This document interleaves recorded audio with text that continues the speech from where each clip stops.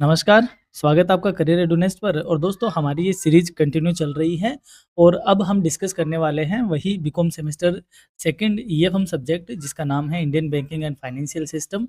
इसकी unit third पर हम पहुंच गए हैं। इस वीडियो में हम इसको डिस्कस करने वाले हैं। यूनिट थर्ड का जो सिलेबस है इसमें हम इंडियन फाइनेंशियल सिस्टम को जानेंगे और साथ ही हम बात करेंगे फाइनेंशियल मार्केट से रिलेटेड, और फिर उसके बाद हम फोर्थ यूनिट की तरफ मूव ऑन करेंगे। तो यदि आपने अभी तक फर्स्ट और सेकंड यूनिट नहीं देखी है तो आप जाइए, वो ज़रूर देखिए, जिसका लिंक मैं आपको डिस्क्रिप्शन में और एंड स्क्रीन पे प्रोवाइड करवा दूँगा। तो चलिए समझते हैं सबसे पहले इंडियन फाइनेंशियल सिस्टम को, यानी कि भारतीय वित्त प्रणाली या वित्तीय प्रणाली। देखो क्या होती है वित्तीय प्रणाली। यहाँ होते हैं सेवर्स, यानी कि जो पैसे बचाते हैं, इनके पास सेविंग होती है। और यहाँ होते हैं वो यूज़र जिनको इस पैसे की क्या होती है, ज़रूरत होती है। तो सेविंग किया हुआ पैसा इकोनॉमी में यहाँ तक किस प्रकार से सर्कुलेट हो, इन दोनों के बीच में एक इंटरमीडिएटरी काम करती है, एक मैकेनिज़्म काम करता है, जिसे हम फाइनेंशियल सिस्टम के नाम से जानते हैं। तो ये फाइनेंशियल सिस्टम एक तरीके से यूँ कहे कि ये जो निष्क्रिय पड़ी हुई जो बचत है, इसको इनको देकर क्या करता है, सक्रिय करता है और इकोनॉमी में ग्रोथ की ओर लेकर जाता है। इस मैकेनिज्म का नाम ही फाइनेंशियल सिस्टम होता है। समझते हैं इसको। The Indian financial system refers to the organized network of financial institutions, financial markets, financial instruments, and financial services that facilitate the flow of funds in an economy। यानी कि भारतीय वित्तीय प्रणाली एक संगठित व्यवस्था है जिसमें वित्तीय संस्थान, बाजार, साधन और सेवाएं आदि शामिल होती है, जो कि अर्थव्यवस्था में धन के प्रवाह को संभव बनाती है। It acts as a bridge between savers, यानी कि हाउस होल्ड्स और इंडिविजुअल जो कि बचत करते हैं, एंड इन्वेस्टर्स और बोरोवर्स, जिसमें बिजनेस फर्म्स आती है, गवर्नमेंट आती है और अदर इंस्टीट्यूशन आते हैं जिनको पैसे की नीड होती है। यानी कि यह बचतकर्ताओं और निवेशकों या उधारकर्ताओं के बीच एक पुलिया या सेतु का कार्य करती है। कौन? वित्तीय प्रणाली। It ensures that ideal savings are converted into productive investments, which helps in economic growth and development। यानी कि यह इस बात को सुनिश्चित करती है कि जो निष्क्रिय बचत रखी हुई है हाउस होल्ड के पास, उनको उत्पादक निवेश में किस प्रकार कन्वर्ट किया जाए ताकि देश का आर्थिक विकास हो सके। यानी कि अभी हमने यही बात करी कि सेविंग्स को किस प्रकार से यूजर्स की तरफ पहुंचाया जा सके। इसमें जो मैकेनिज्म काम करता है उसे हम वित्तीय प्रणाली या वित्तीय सिस्टम या फाइनेंशियल सिस्टम के नाम से जानते हैं। इसकी क्या विशेषताएं होती हैं? It mobilise savings and channels them into investment, यानी कि ये बचत को एकत्रित करता है और उन्हें निवेश में लगाता है। यानी कि यहाँ से जो बचत होती है इनको किस में कन्वर्ट करता है, ये एक तरीके से इन्वेस्टमेंट में कन्वर्ट करता है। तो ये इसकी पहली विशेषता है। It provides liquidity and safety of funds, यानी कि ये धन को तरलता और सुरक्षा प्रदान करता है। यानी कि यहाँ पे क्योंकि इकोनॉमी में पैसा का जो मनी है उसका सर्कुलेशन होता रहे, इस बात को इंश्योर करती है फाइनेंशियल सिस्टम। तो ये एक तरीके से लिक्विडिटी को मेंटेन करता है और साथ में फंड्स को सेव कर रखता है। It ensures efficient allocation of financial resources, यानी कि यह संसाधनों का सकुशल आवंटन भी करता है। यानी कि यहाँ पे जो पैसा रखा हुआ था, जो कि कोई खास काम नहीं आ रहा था, लेकिन इस पैसे को यहाँ पे कलेक्ट करना और इसको प्रॉपर क्या करना, चैनलाइज़ करना कि किस सेक्टर में कितना जाना चाहिए, किस सेक्टर में कितना अलॉट होना चाहिए। तो बेटर रिसोर्स अलॉटमेंट को ये क्या करता है, प्रमोट करता है या यूँ कहे एफिशिएंट करता है। ये इसकी क्या है, कुछ विशेषताएँ हैं। अब बात करें कि ये जो फाइनेंशियल सिस्टम है ये काम क्या करता है, यानी कि फंक्शंस क्या है। तो पहला ही फंक्शन है इसका मोबिलाइजेशन ऑफ सेविंग्स, यानी कि बचत का संचयन करना। यानी कि यहाँ से जो बचत होती है इसको यहाँ से कहीं और लेके जाना या यूँ कहे कहीं और इसको चैनलाइज़ करना। The financial system collects savings from individuals, households and institutions। वित्तीय प्रणाली व्यक्तियों, परिवारों और संस्थाओं से बचत को एकत्रित करती है। These savings are then pooled and made available for investment, और इन बचतों को क्या करती है, निवेश के लिए उपलब्ध करवाया जाता है। Without this function funds would remain ideal and unproductive. यदि यह कार्य नहीं होगा इस फाइनेंशियल सिस्टम का, तो ये जो धन है वो निष्क्रिय पड़ा रहेगा और अनुपयोगी रहेगा। इसको यूँ समझो जैसे मान लो आपने पैसे बचाए, बचा के आपने अपनी तिजोरी में भरे हुए हैं। तो आपके पास तिजोरी में आपने 2015 में पैसे रखे थे, फॉर एग्जांपल 1 लाख रुपए, और 2025 में आप निकालते हो तो भी वो 1 लाख ही निकलेंगे। कोई उसका कोई फ़ायदा नहीं हुआ, इवन ना तो वो आपके काम आया, ना ही वह कहीं इकोनॉमी में काम आया। तो आपने अगर इसको कहीं इन्वेस्ट किया होता या कहीं बैंक में आप इसको जमा रखते, तो बैंक इसको आगे क्या करता, चैनलाइज़ करता। तो एक तरीके से ये जो बेकार पड़ा हुआ पैसा है, इसको यह कलेक्ट करती है फाइनेंशियल सिस्टम और आगे इसको इकोनॉमी में चैनलाइज़ करती है। इस प्रकार ये निष्क्रिय जो धन पड़ा है, उसको प्रोडक्टिव काम में लगाने का काम करता है। तो सबसे पहला काम इसका क्या है, ये सेविंग्स को मोबिलाइज़ करता है and second allocation of funds यानी कि धन का आवंटन। अब ये जो सेविंग्स यहाँ पे कलेक्ट की जाती है फाइनेंशियल सिस्टम में, तो इसको आगे प्रॉपर वे में क्या करना, एलोकेट करना, आवंटन करना कि किस सेक्टर को कितना मिलना चाहिए। The system allocates funds to different sectors such as agriculture, industry, and services based on priority and return potential. वित्तीय प्रणाली धन को कृषि, उद्योग और सेवा क्षेत्रों में उनकी आवश्यकताओं और संभावनाओं के अनुसार क्या करती है, बांटती है। Efficient allocation ensures maximum productivity and growth और सही आवंटन से अधिक उत्पादन और विकास संभव होता है। यानी कि यदि अलॉटमेंट प्रॉपर होगा और हर सेक्टर का सही डेवलपमेंट होगा, आवश्यकता अनुसार डेवलपमेंट होगा, तो डेफिनेटली ग्रोथ भी क्या होगी, प्रॉपर होगी। नेक्स्ट है कैपिटल फॉर्मेशन यानी कि पूंजी का निर्माण। यानी कि आपका ये जो पैसा है वो आगे इकोनॉमी में चलता रहता है और चलता रहता है और जहाँ-जहाँ ये जाता है वहाँ-वहाँ पर एक नई पूंजी का क्या करता है, निर्माण करता है। Bye promoting savings and investment the financial system helps in creating capital यानी कि बचत और निवेश को बढ़ावा देकर वित्तीय प्रणाली पूंजी निर्माण में क्या करती है, मदद करती है। Capital formation leads to industrial growth, infrastructure development and employment generation. और ये जो कैपिटल फॉर्मेशन है, पूंजी निर्माण है, इससे उद्योग, आधारभूत संरचना और रोजगार में क्या होती है, वृद्धि होती है। नेक्स्ट है प्रोवाइडिंग लिक्विडिटी यानी कि तरलता प्रदान करना। लिक्विडिटी क्या होती है, लिक्विडिटी एक तरीके से यूँ कहे फाइनेंस प्रोवाइड करवाना या पैसा प्रोवाइड करवाना। Financial markets allow investors to convert their assets into cash quickly यानी कि वित्तीय बाजार निवेशकों को उनकी अपनी संपत्तियों को जल्दी कैश में बदलने की क्या देता है, सुविधा देता है। This liquidity increases confidence among investors and encourages investment. इससे निवेशकों का विश्वास बढ़ता है और निवेश का प्रोत्साहन मिलता है। जैसे फॉर एग्जांपल आप शेयर मार्केट में काम करते हो या यूँ कहीं शेयर मार्केट में आप इन्वेस्ट करते हो, आपको पैसों की नीड है, तो आप क्या करोगे, दिन में आप अपना जो भी कुछ शेयर्स आप बेचते हो तो शाम को उसका सेटलमेंट हो जाता है और आपके अकाउंट में पैसा आ जाता है। यानी कि आपने यहाँ पे अपनी एसेट्स को बेचा और शाम को आपके पास पैसा आ गया। तो यानी कि एसेट्स का जो कन्वर्जेबल है किसमें, कैश में, उसको क्या बोलते हैं, लिक्विडिटी यानी कि कैश में कन्वर्ट होना। तो ये फाइनेंशियल सिस्टम ही है जो कि आपकी एसेट्स को किस में कन्वर्ट करता है, कैश में कन्वर्ट करने की सुविधा आपको प्रदान करता है। इससे जो इन्वेस्टर्स होते हैं उसमें कॉन्फिडेंस तो आता ही आता है, साथ ही में लिक्विडिटी को ये क्या करता है, एनकरेज करता है। नेक्स्ट है इसका फंक्शन रिस्क मैनेजमेंट यानी कि जोखिम का प्रबंधन। The system provides various tools like insurance, diversification and hedging to reduce financial risk यानी कि वित्तीय प्रणाली बीमा से, विविधीकरण से और अन्य उपायों के माध्यम से जोखिम को कम करती है। This protects investors and encourages them to invest more. और इससे निवेशकों को सुरक्षा मिलती है और वे अधिक निवेश करते हैं। यानी कि जब इन्वेस्टमेंट या यूँ कहीं इन्वेस्टर अपने आप को सेफ फील करेगा और कहीं उसके पास रिस्क को मैनेजमेंट करने के टूल होंगे, तो उससे वह और कॉन्फिडेंस होगा और साथ ही में वह और इन्वेस्ट करने के लिए एनकरेज भी होगा। नेक्स्ट है पेमेंट एंड सेटलमेंट सिस्टम यानी कि भुगतान और निपटान प्रणाली। It provides mechanism such as banking services, digital payments, NEFT, RTGS and etc for smooth transfer of funds. यानी कि ये बैंकिंग और डिजिटल माध्यमों के जरिए धन के सुचारू हस्तांतरण की सुविधा प्रदान करता है। यानी कि हम अपना पैसा यहाँ से यहाँ ट्रांसफर करते हैं, तो इसके बीच में भी फाइनेंशियल सिस्टम ही वर्क करता है। This ensures efficiency in economic transaction और इससे हमारे आर्थिक लेन-देन आसान और तेज़ी से हो जाते हैं। नेक्स्ट है इकोनॉमिक ग्रोथ यानी कि सबसे अच्छी बात तो यही है कि जो फाइनेंशियल सिस्टम है वो आर्थिक विकास में मदद करता है। A strong financial system leads to better investment, higher production and increased employment. यानी कि एक मजबूत वित्तीय प्रणाली बेहतर निवेश को प्रोत्साहित करती है, अधिक उत्पादन में और रोजगार में क्या करती है, वृद्धि करती है। Thus it plays a key role in overall economic development. इस प्रकार ये आर्थिक विकास में महत्वपूर्ण भूमिका निभाती है। अब हम बात करते हैं component of Indian financial system यानी कि घटक क्या है भारतीय वित्तीय प्रणाली के। इसमें फाइनेंशियल इंस्टीट्यूशन आते हैं, फाइनेंशियल सर्विसेज आती हैं, फाइनेंशियल मार्केट्स है और फाइनेंशियल इंस्ट्रूमेंट्स है।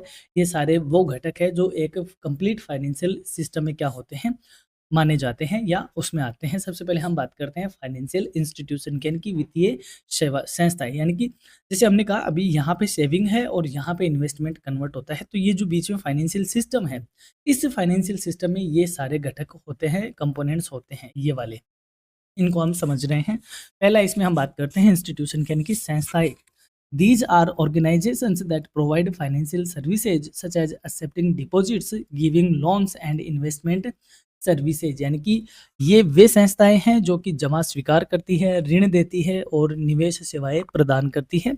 They includes bank like RBI, commercial banks and non banking institutions, insurance companies etcetera, यानी कि इनमें हमारे बैंक आ जाते हैं, गैर बैंकिंग संस्थाएं आ जाती है, बीमा कंपनीज आ जाती हैं।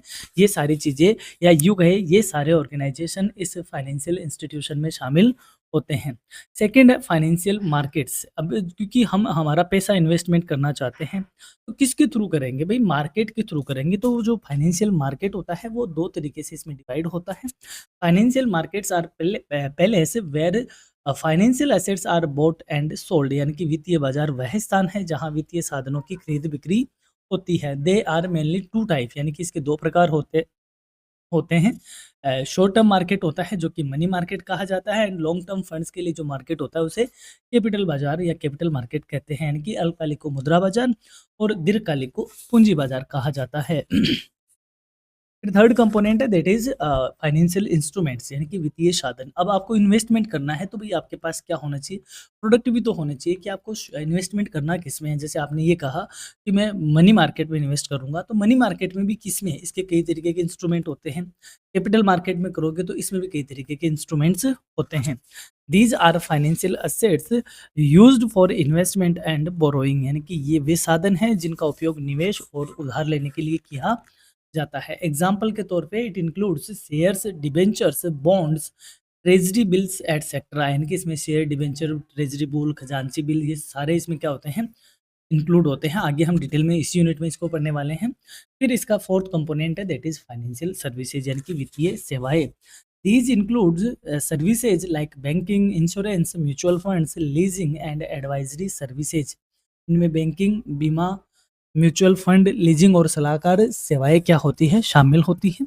They support the functioning of financial markets and institution, यानी कि इसमें वित्तीय बाजार और संस्थाओं के संचालन में सहायता करती है, यानी कि ये वो सेवाएं होती है जो कि पूरे फाइनेंशियल सिस्टम को एक तरीके से क्या करती है? मदद करती है, ऑपरेट करने में मदद करती है, जिनके थ्रू क्या होता है? चाहे वो आप बैंकिंग बातें कर लो या इंश्योरेंस की फैसिलिटी बात कर लो, म्यूचुअल फंड लीज करने की, एडवाइस करने की, ये सारी सर्विसेज इसमें इंक्लूड होती है।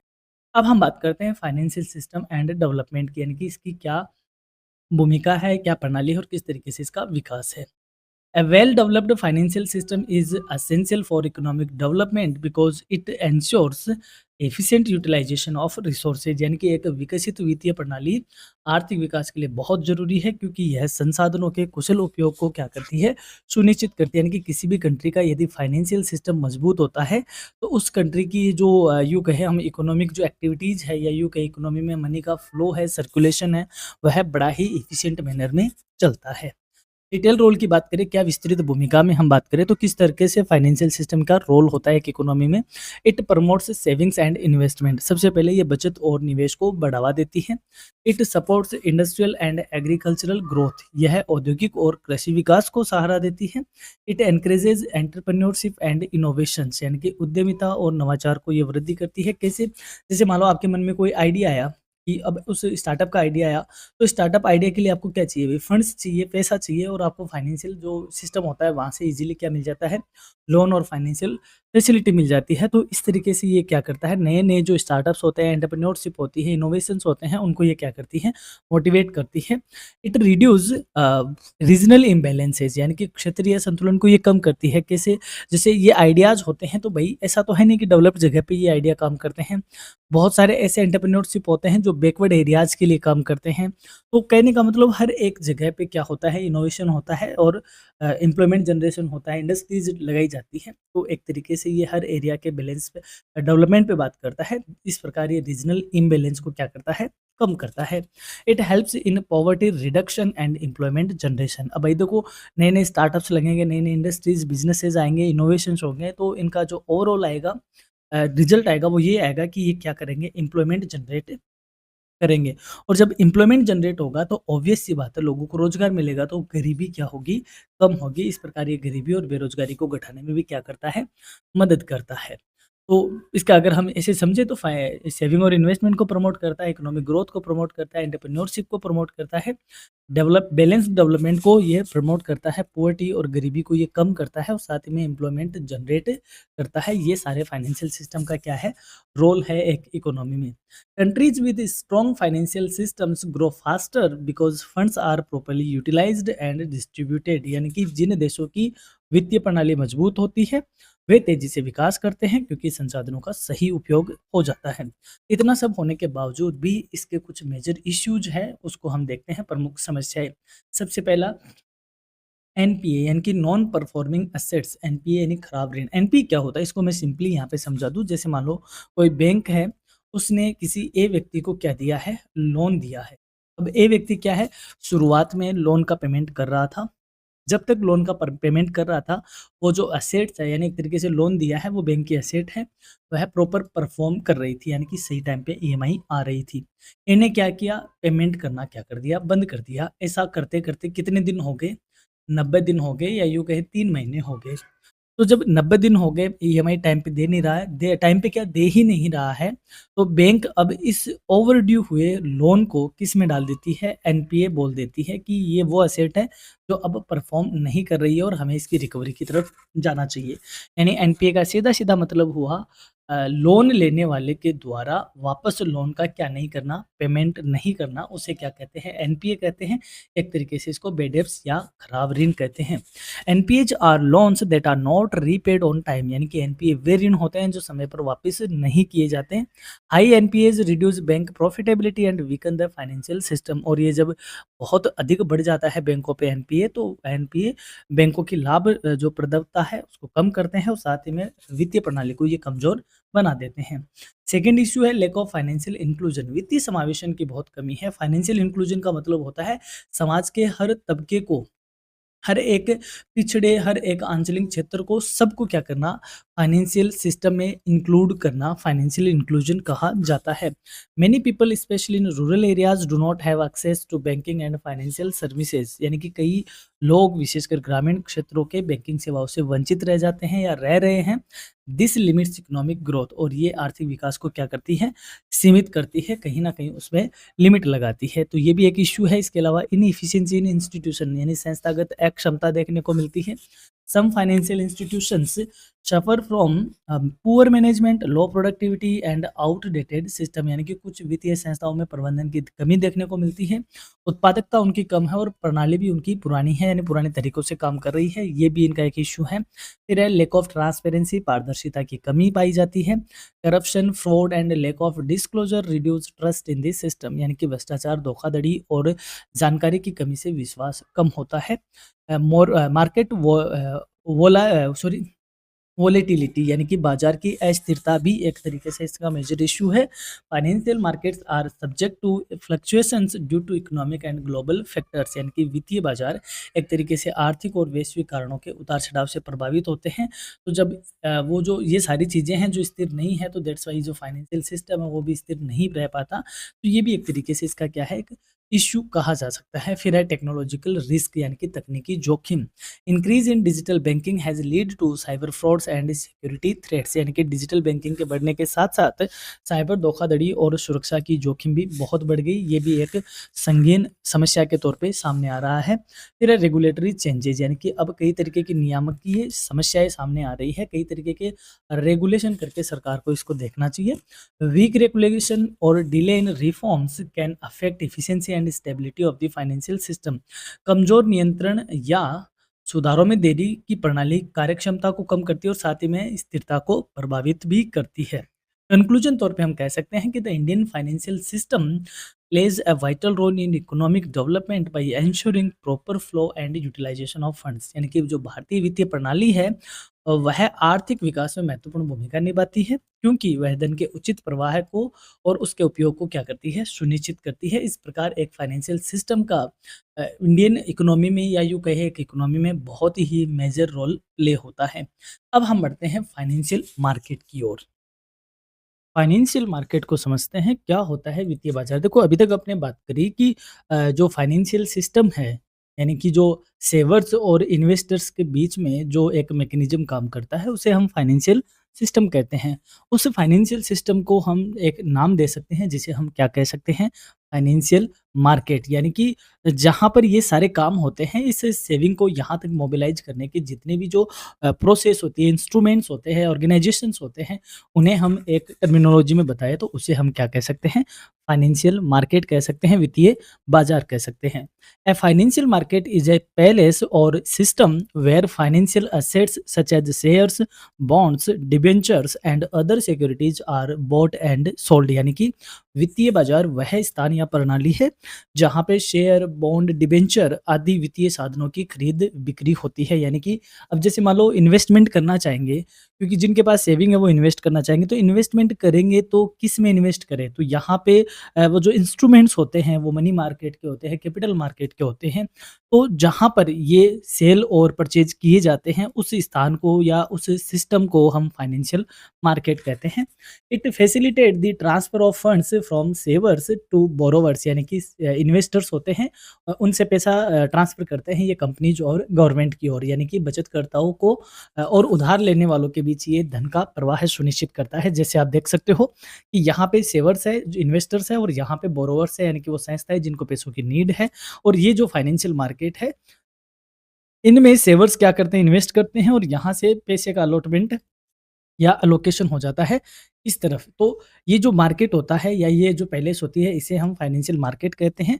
और इस फाइनेंशियल मार्केट को इसकी ड्यूरेशन के अकॉर्डिंग 2 पार्ट में डिवाइड किया जाता है। एक तो शॉर्ट टर्म होता है और एक लॉन्ग टर्म होता है। जो अप टू 1 ईयर का होता है उसे हम शॉर्ट टर्म या मनी मार्केट कहते हैं, और मोर देन 1 ईयर वाले को कहते हैं कैपिटल मार्केट, यानी पूंजी बाजार। समझते हैं दोनों को, आगे बढ़ेंगे। Financial market may not always be physical locations, they can also operate electronically like stock exchange। यानी कि वित्तीय बाजार जरूरी नहीं कि वह भौतिक स्थान में ही हो, यानी कि कोई ऐसी जगह जहाँ पे या कोई ऐसी बिल्डिंग हो जहाँ पे ये सारे काम होते हैं, जरूरी नहीं ये इलेक्ट्रॉनिक रूप में भी कार्य कर सकता है। जैसे स्टॉक एक्सचेंज का काम होता है, आप अपने एप्लीकेशन के माध्यम से ही करते हो, कहीं इसका पर्टिकुलर ऐसे नहीं कि आप उस जगह पे जाके शेयर खरीदते हो और बेचते हो। तो ये ऑनलाइन कहे या फिजिकल डिजिटल मोड में भी क्या होता है, ये ऑपरेट होता है। In simple terms, a financial market is a mechanism that helps in mobilizing savings and allocating them to productive usage। यानी कि सरल शब्दों में हम कह सकते हैं कि वित्तीय बाजार वह व्यवस्था है जो बचत को इकट्ठा करती है और उसे उत्पादक निवेश में लगाने का काम करती है। उस व्यवस्था का नाम वित्तीय बाजार है। क्या विशेषताएं हैं? तो जो विशेषताएँ अभी अपने फाइनेंशियल सिस्टम की पढ़ी, वही इसकी विशेषताएँ हैं। लिंक बिटवीन सेवर्स एंड इन्वेस्टर, यानी कि बचतकर्ताओं और निवेशकों के बीच ये एक सेतु का काम करता है। Financial markets as a bridge between those who have surplus funds and those who need funds, यानी कि वित्तीय बाजार अतिरिक्त धन रखने वालों और धन की आवश्यकता वाले लोगों के बीच में एक सेतु का काम करता है। This ensures proper utilisation of financial resources, यानी कि इससे संसाधनों का सही उपयोग भी होता है, या यूँ कहे जो पैसा निष्क्रिय फॉर्म में पड़ा होता है उसको एक प्रोडक्टिव फॉर्म में लगाने का काम करता है। तो मोबिलाइजेशन ऑफ सेविंग्स, यानी कि बचत का संचयन करना। Financial markets encourage people to save and invest their money instead of keeping it idle। यानी कि वित्तीय बाजार लोगों को अपनी बचत को निष्क्रिय रखने के बजाय निवेश करने के लिए क्या करता है? प्रेरित करता है, ताकि वह पैसा जो पड़ा है घर में, चीनी के डब्बों में, है ना, कपड़ों के नीचे, जो भी जहाँ भी आप रखते हो तिजोरी में, वो पैसा निष्क्रिय फॉर्म में नहीं रहकर एक प्रोडक्टिव वे में क्या हो, यूटिलाइज हो, इस बात के लिए मोटिवेट करता है फाइनेंशियल मार्केट। लिक्विडिटी, यानी कि तरलता। Financial markets provide liquidity by allowing investors to easily buy and sell securities. यानी कि वित्तीय बाजार निवेशकों को अपनी प्रतिभूतियों को आसानी से खरीदने और बेचने की सुविधा देता है। This makes is easy to convert investment into cash, और इससे जो आपका निवेश है उसे नकद में बदलना आसान हो जाता है। यानी कि आपको पैसे की नीड है तो आप अपने सिक्योरिटीज़ सेल करो और आपका पैसा या आपका इन्वेस्टमेंट किस में कन्वर्ट हो जाएगा? कैश में कन्वर्ट हो जाएगा। तो इसको एक लिक्विडिटी की जो फैसिलिटी है वो फाइनेंशियल मार्केट अपने इन्वेस्टर्स को अलाउ करता है। प्राइस डिटर्मिनेशन, यानी कि मूल्य का निर्धारण। अब जैसे मान लो हम बात करें शेयर मार्केट की करें, तो किसी शेयर की किस तरीके से वैल्यू डिसाइड होती है, तो वो जो डेली इसकी डिमांड और सप्लाई है उसी के अकॉर्डिंग इसकी क्या होती है, प्राइस का डिटर्मिनेशन होता है। Prices of financial assets are determined by demand and supply in the market, यानी कि वित्तीय साधनों के मूल्य बाजार में मांग और पूर्ति के आधार पर तय होते हैं। This ensures fair valuation of securities, यानी कि इससे उचित मूल्य का निर्धारण सुनिश्चित होता है।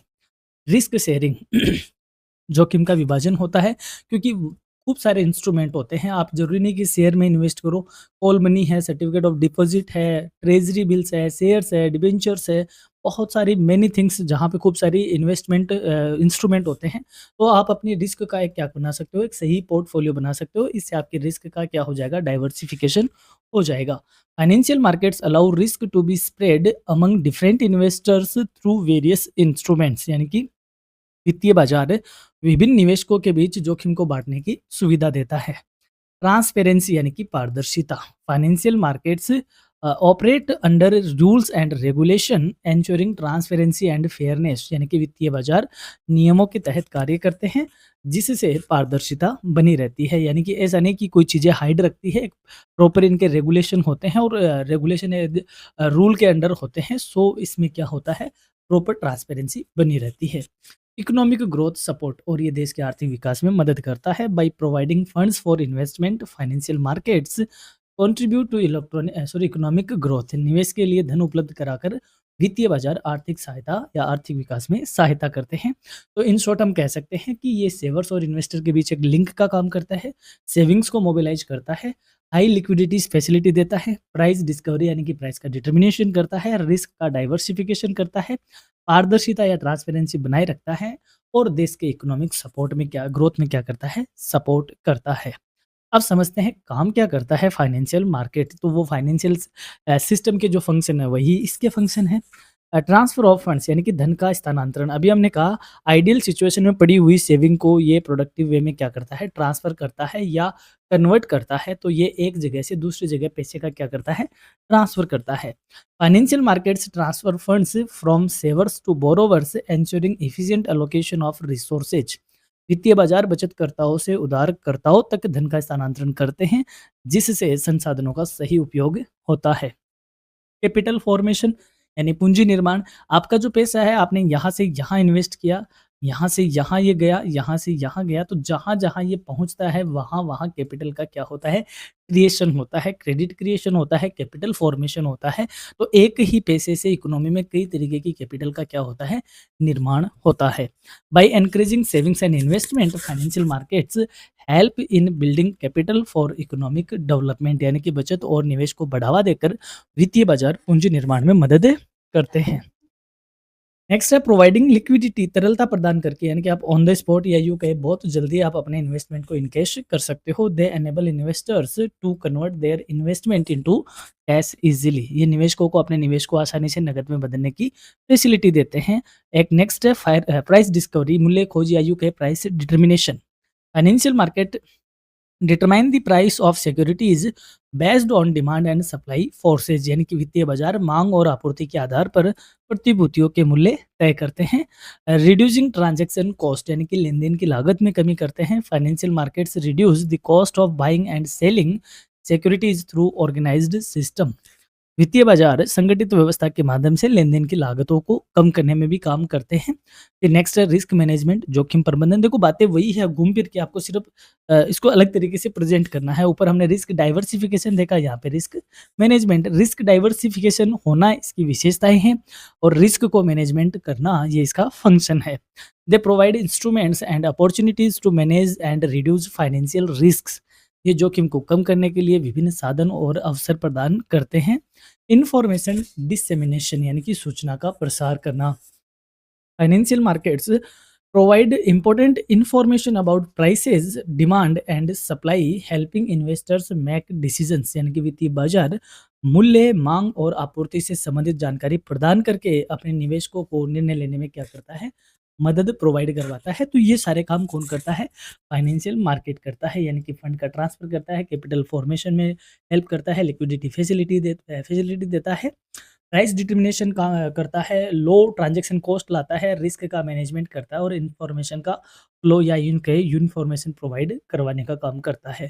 फाइनली हम कंक्लूजन में कह सकते हैं कि financial markets play a crucial role in the economy by efficiently allocating funds, ensuring liquidity and promoting investment and growth. वित्तीय बाजार अर्थव्यवस्था में महत्वपूर्ण भूमिका निभाते हैं क्योंकि ये धन का सही आवंटन में, उसकी तरलता में और निवेश में बढ़ावा देने का काम करते हैं। अब हम बात करते हैं मनी मार्केट की। मनी मार्केट से पहले मैं आपको बता दूं, वापस दोबारा बता दूं, हमने कहा सेविंग और इन्वेस्टमेंट, जो इन्वेस्टर्स होते हैं उनके बीच में काम करता है फाइनेंशियल मार्केट। और फाइनेंशियल मार्केट होता है दो तरीके का, एक होता है short term, short run market, short term ही कह दो, और एक होता है लॉन्ग टर्म। शॉर्ट टर्म जिसे दूसरा नाम क्या नाम है, मनी मार्केट, और लॉन्ग टर्म का नाम क्या है, कैपिटल मार्केट। मनी मार्केट की जो ड्यूरेशन होती है, टेन्योर होती है, हम ये कह सकते हैं अप टू 1 ईयर का होता है, यानी 1 साल की जिसकी मैच्योरिटी पीरियड होता है, और ये मोर देन 1 ईयर होता है। ठीक है। मनी मार्केट को जो रेगुलेट करता है इंडिया में, दैट इज आरबीआई, यानी कि reserve bank of India.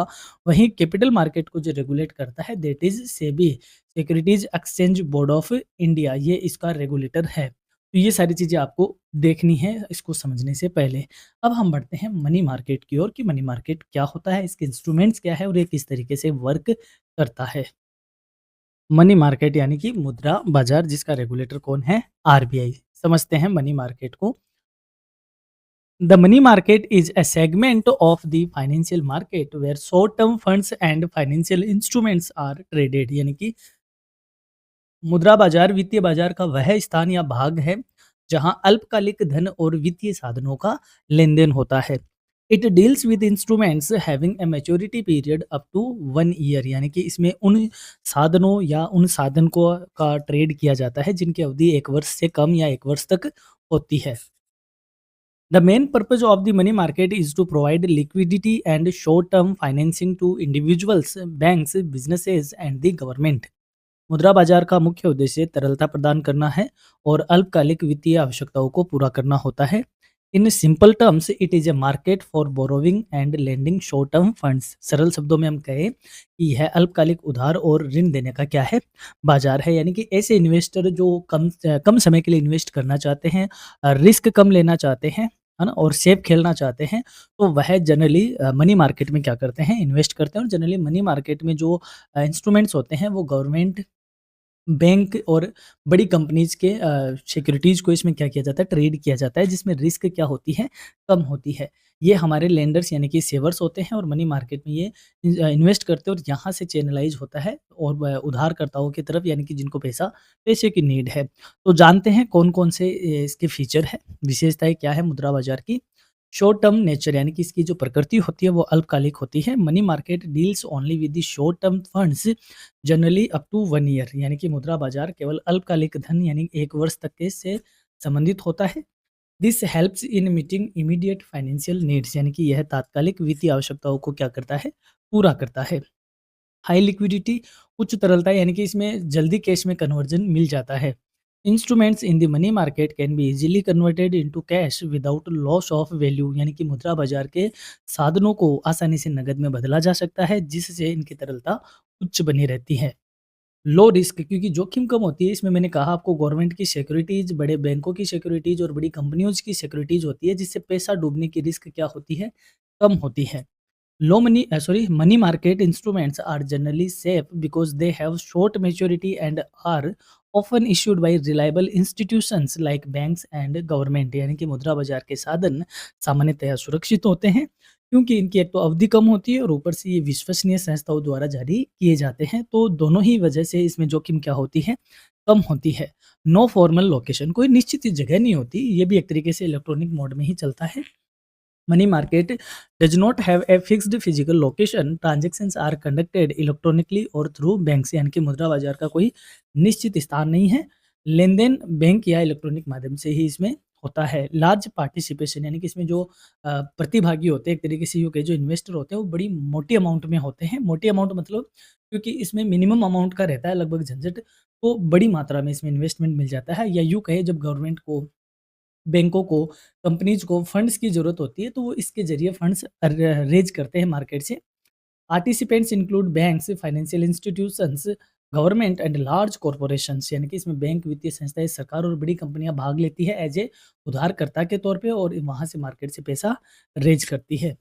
Regulated market यानी कि नियंत्रित बाजार है। The money market is regulated by the RBI to ensure stability and proper functioning. यानी मुद्रा बाजार को रिजर्व बैंक ऑफ इंडिया द्वारा नियंत्रित किया जाता है, जिससे स्थिरता बनी रहती है। तो आपके लिए छोटा क्वेश्चन यहीं से बनेगा कि मनी मार्केट को कौन देखता है या इसका नियामक कौन है?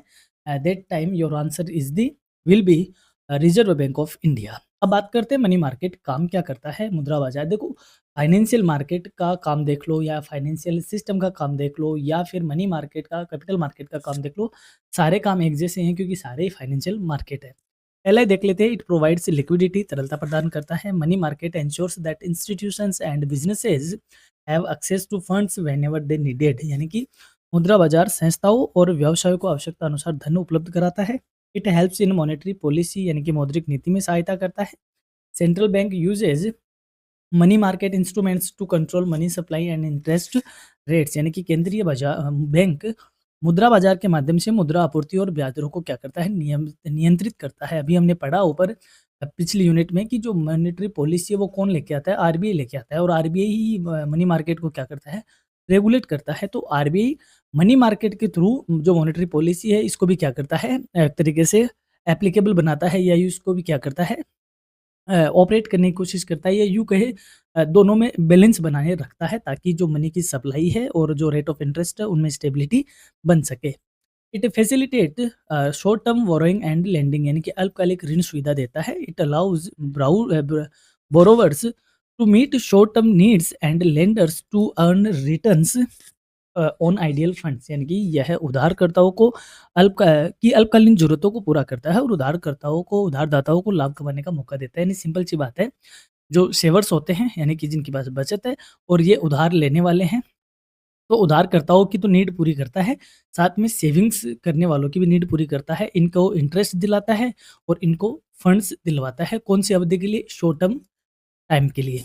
नेक्स्ट है, इट प्रमोट्स फाइनेंशियल स्टेबिलिटी। यानी कि वित्तीय स्थिरता को बढ़ावा देता है। By managing liquidity and interest rates it helps maintain stability in the financial system. यानी कि तरलता और ब्याज दरों को नियंत्रित करके यह वित्तीय प्रणाली को स्थिर बनाए रखता है। एनकरेजेज इन्वेस्टमेंट, यानी कि निवेश को प्रोत्साहन देता है, क्योंकि देखो हमारे पास जो पैसा पड़ा है घर पे, तो हम कहीं मार्केट में इन्वेस्ट करें, चाहे छोटे टाइम के लिए इन्वेस्ट करें, तो एक तरीके से ये इन्वेस्टमेंट को क्या करता है, उत्साहित करता है या प्रोत्साहित करता है। It provides SAP investment options for short term investor. यानी कि ये अल्पकालिक निवेशकों के लिए सुरक्षित निवेश के विकल्प प्रदान करता है। इंस्ट्रूमेंट्स देख लेते हैं कि मुद्रा बाजार के साधन कौन-कौन से होते हैं। पहला है टी बिल्स, यानी कि जिनका हम बोलते हैं ट्रेजरी बिल, यानी कि शॉर्ट में इनको क्या कहते हैं, T bill. Certificate of deposit, जिन्हें शॉर्ट्स में सीडी कहते हैं। कमर्शियल पेपर, जिसे सीबी या बिल ऑफ एक्सचेंज कहते हैं। कॉल मनी एंड फिर आता है कमर्शियल पेपर। ये तो यहाँ पे ही एक तरीके से आ गया, कमर्शियल बिल कह दो, कमर्शियल पेपर कह दो। समझते हैं आगे। पहला है ट्रेजरी बिल। अब देखो, जब गवर्नमेंट ऑफ इंडिया को पैसों की नीड होती है या क्यों करे, वह इन्वेस्टमेंट चाहती है, तो वह क्या इश्यू करती है, टी बिल इश्यू करती है। और टी बिल किसके जरिए इश्यू करवाती है? जनरली आरबीआई के जरिए इश्यू करवाती है। तो इसमें क्या बात होगी, टी बिल कौन इश्यू करता है? आरबीआई। टी बिल कौन इश्यू करवाती है? Government of India. T bill किस मार्केट का होता है? मनी मार्केट का। टी बिल की जो ड्यूरेशन होती है वो क्या होती है? Up to 1 year. कुछ इसकी छोटी छोटी बातें होगी, अब इसको समझते हैं डिटेल में। ये ट्रेजरी बिल, जिसे हम टी बिल भी कहते हैं, are short term government securities issued by the government to meet show its short term financial requirements. यानी कि टी बिल सरकार द्वारा अपनी अल्पकालीन वित्तीय आवश्यकताओं को पूरा करने के लिए जारी की जाने वाली प्रतिभूतियां हैं। They are issued for periods such as 91 days, 182 days and 364 days and are considered very safe because they are backed by the government of India। यानी कि इनकी अवधि की बात करें तो एक होते हैं 91 डेज वाले टी बिल, और 91 का डबल यानी 182 डेज वाले, फिर इन 182 का डबल दैट इज 364 डेज की अवधि के लिए जारी किया जाता है। और ये बहुत सुरक्षित होता है, क्योंकि सुरक्षित का मतलब होता है पैसा डूबने की रिस्क क्या होती है, कम होती है, क्योंकि ये सरकार द्वारा जारी होते हैं। They are issued at discount and redeemed at face value and the difference is the investor's return। इन्हें छूट पे जारी किया जाता है और परिपक्वता पर मूल मूल्य का भुगतान किया जाता है, और दोनों का अंतर ही निवेशक का लाभ होता है।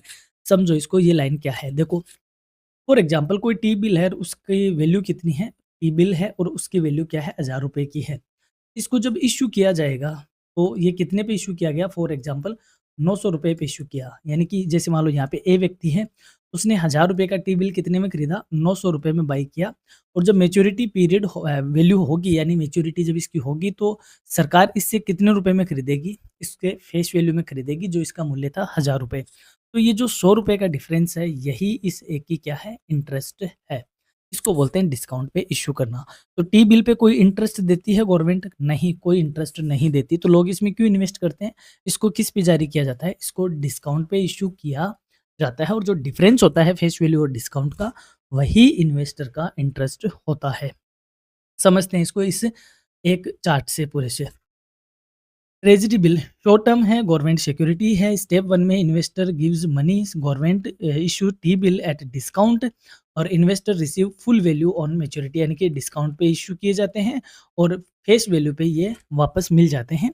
अप टू 1 ईयर का होता है, 3 तरीके के होते हैं, 91, 182 और 364 डेज की। वेरी सेफ क्योंकि गवर्नमेंट ऑफ इंडिया के होते हैं, डिस्काउंट पे ये जारी होते हैं, फेस वैल्यू पे मिल जाते हैं और गवर्नमेंट के द्वारा बैक्ड होते हैं। मैच्योरिटी की बात करें तो 91 डेज, 182 डेज एंड 364 डेज, इस एक ही लाइन में पूरा डी बिल आ गया। अब बढ़ते हैं कमर्शियल पेपर्स की ओर, यानी कि वाणिज्यिक पत्र। कौन इश्यू करती है? बड़ी कंपनी इश्यू करती है। देखो, बड़ी-बड़ी जो कंपनीज़ होती है, नामी कंपनीज़ होती है, उनको मार्केट से फंड की ज़रूरत होती है। तो वह सीपी जारी करती है, यानी कमर्शियल पेपर्स जारी करती है। Commercial paper is an unsecured short-term promissory note issued by large and financially strong companies to raise funds, यानी कि वाणिज्यिक पत्र एक असुरक्षित अल्पकालीन प्रतिज्ञा पत्र होता है जिसे बड़ी और मजबूत कंपनियां धन जुटाने के लिए जारी करती है। यानी कि बैंक कंपनियों को पैसा चाहिए तो कंपनी उसकी जगह सीपी जारी करती है और सीपी को कौन खरीदते हैं? इन्वेस्टर खरीदते हैं। ठीक है। और इस सीपी एक तरीके का प्रॉमिस होता है, कंपनी ये कहती है इतने दिन बाद हम आपको क्या कर देंगे? पेमेंट कर देंगे। It is usually issued for a period ranging from 15 days to 1 year, यानी कि इसकी जो सामान्यतः भुगतान अवधि होती है वो 15 दिन से 1 वर्ष तक होती है और कई कंपनियाँ इसे कम से कम 7 दिन के लिए भी क्या करती हैं? इश्यू करती है। तो 7 से 15 दिन को लेके ये अप टू 1 ईयर तक होता है। Since it is unsecured only companies with high credit worthiness can issue it, यानी कि यह असुरक्षित होता है इसलिए क्योंकि इन्वेस्टर का इस पे भरोसा होना बहुत ज़रूरी है। इसलिए ऐसी कंपनियाँ जिनकी साख बहुत अच्छी है मार्केट में, वो कंपनियाँ इसे क्या करती हैं? जारी करती हैं।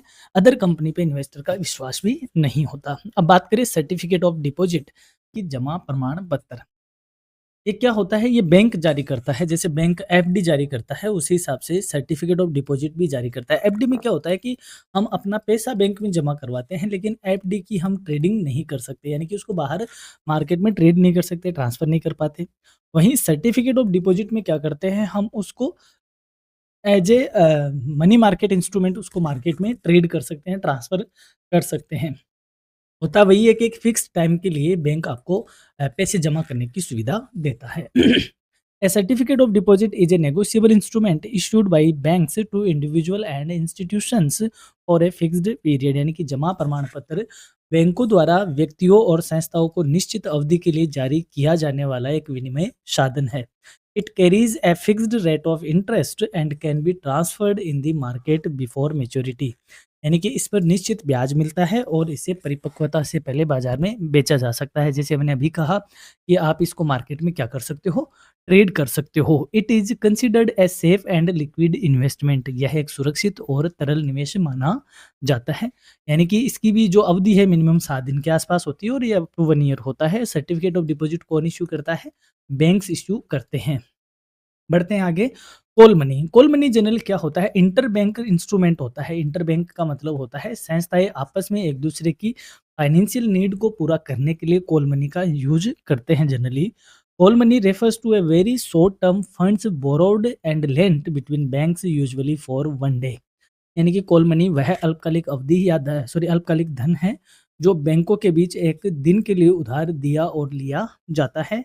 It helps banks maintain their daily cash requirements and liquidity position, यह बैंकों को अपनी दैनिक नकदी और तरलता आवश्यकताओं को पूरा करने में मदद करता है।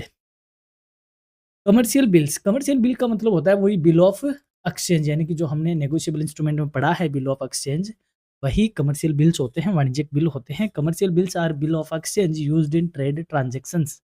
वाणिज्यिक बिल व्यापारिक लेन-देन के लिए उपयोग किए जाने वाले विनिमय विपत्र होते हैं।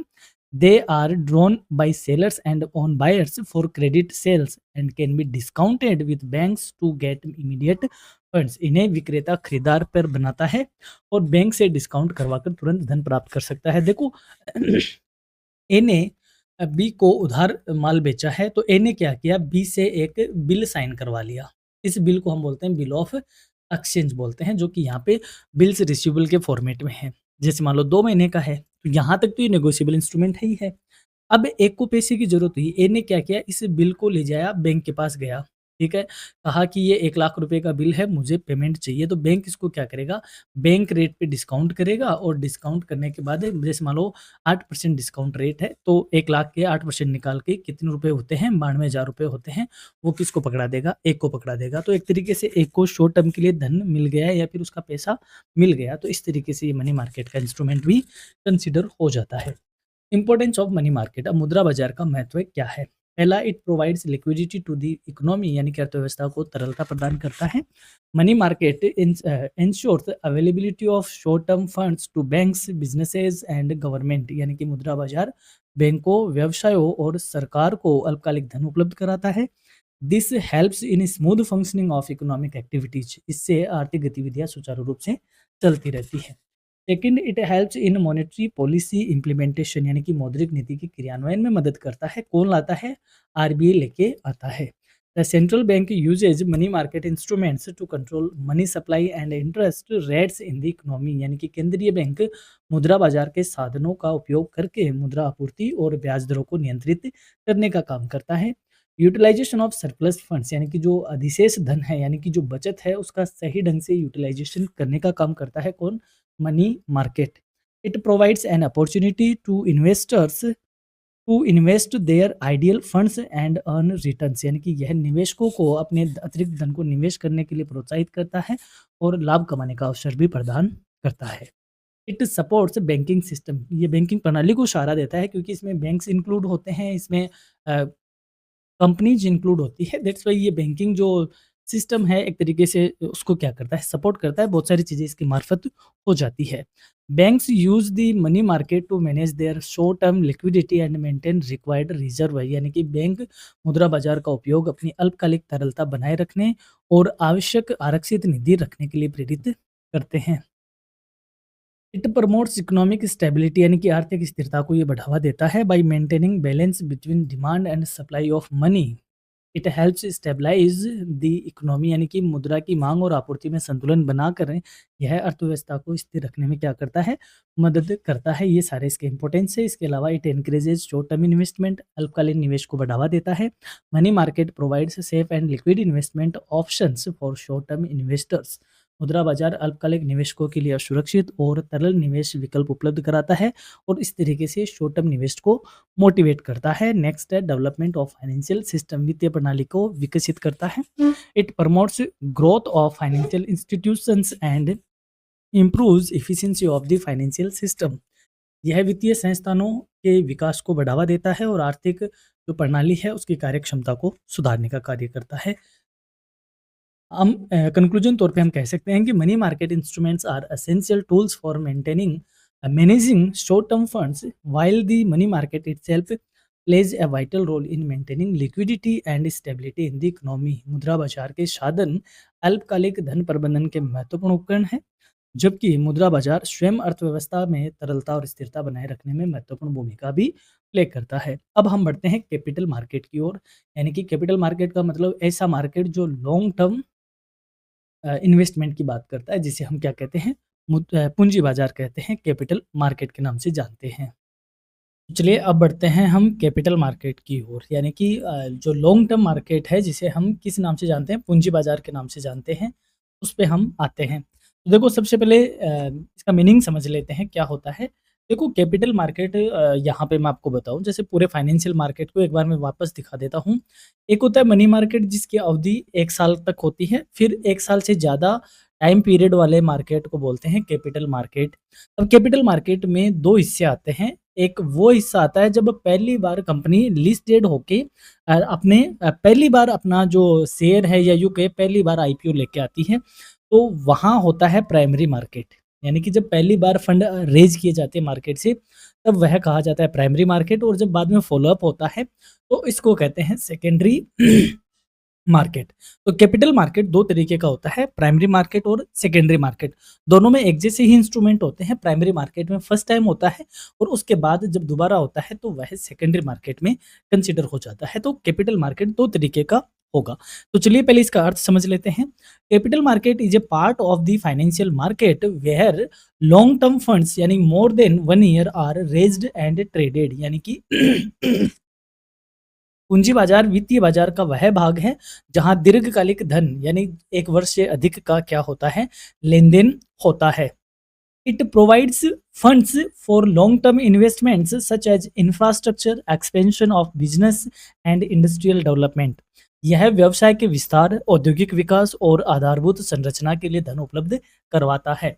It connects investors who have surplus funds with companies and government that require long term finance, यानी कि यह अतिरिक्त धन रखने वाले निवेशकों और दीर्घकालिक वित्त की आवश्यकता वाले संगठनों के बीच संबंध को स्थापित करता है। यानी बात वही है कि जो सेविंग्स होती है, यानी जो इन्वेस्टमेंट करने वाले होते हैं, और ये वो लोग जिन्हें इन्वेस्टमेंट की नीड होती है, इन दोनों के बीच में कौन काम करता है, कैपिटल मार्केट करता है। यदि शॉर्ट टर्म के लिए काम करता है तो उसे मनी मार्केट कह देंगे, लॉन्ग टर्म वाले को कैपिटल मार्केट कह देंगे। काम वही है, सेविंग्स को मोबिलाइज करना। अब इसकी बात करते हैं फीचर्स की, विशेषताएं क्या होती है कैपिटल मार्केट की यानी पूंजी बाजार की। सबसे पहली है लॉन्ग टर्म इन नेचर, यानी कि ये दीर्घकालिक प्रकृति का होता है।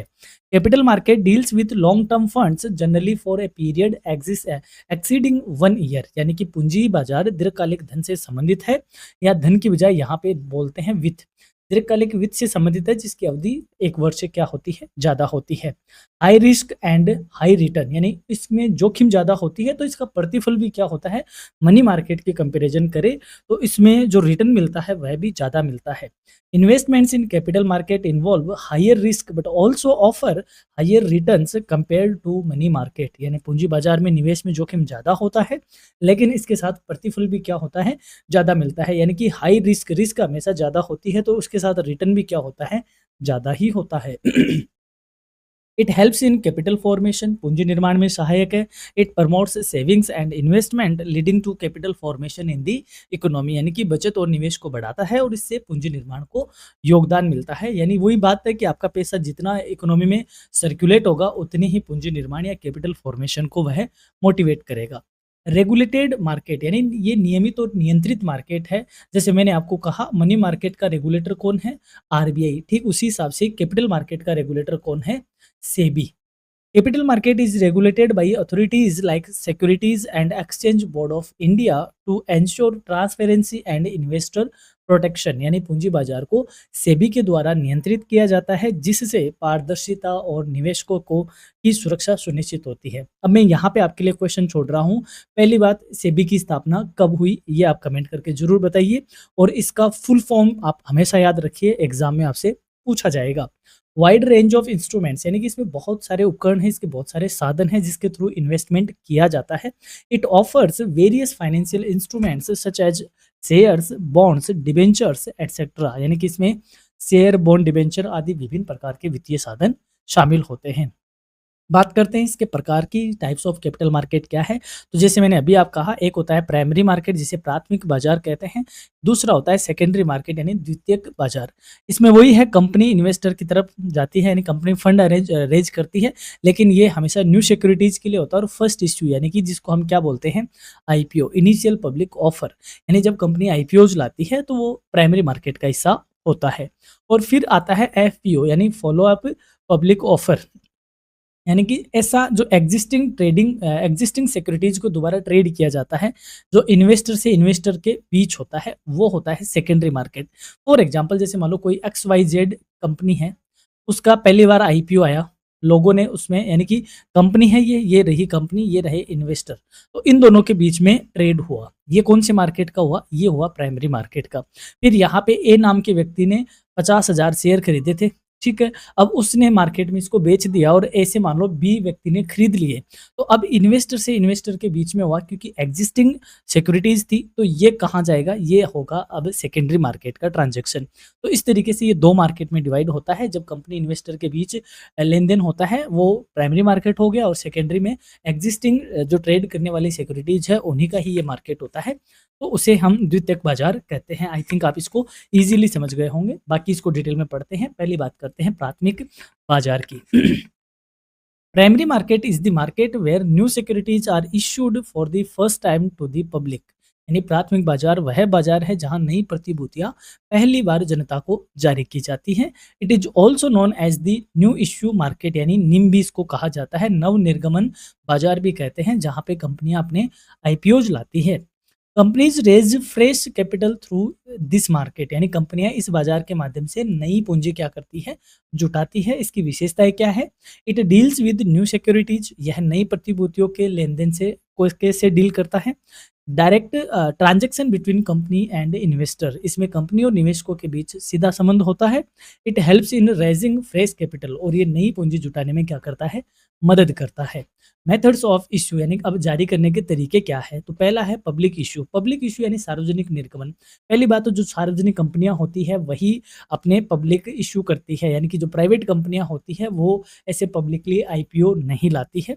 Securities are offer to the public general public through a prospectus, यानी प्रतिभूतियां आम जनता को प्रोस्पेक्टस के माध्यम से दी जाती है। प्रोस्पेक्टस वो डॉक्यूमेंट होता है जिसमें उस कंपनी के उस शेयर्स के बारे में और उस कंपनी के ऑब्जेक्टिव वगैरह वो सारी चीज़ें उसमें क्या होती है? लिखी होती है। प्रोस्पेक्टस आप यूँ समझो, जैसे आपने कॉलेज में एडमिशन लेने जब आप जाते हो, तो आपको फॉर्म के साथ एक डायरी सी भी दी जाती है। उसमें सारी बातें लिखी होती है, कॉलेज क्या है, विज़न क्या है, डेस्क का क्या मैसेज है, आपके कोर्स की क्या है, वो सारी चीज़ें उसमें लिखी होती है। ठीक कंपनी के बारे में भी ऐसा लिखा होता है।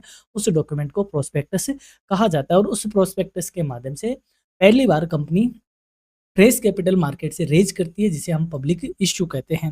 Second, right issue. Right issue क्या होता है? अधिकार निर्गमन। जैसे मान लो ये पहले से कंपनी के क्या है? शेयर होल्डर्स है।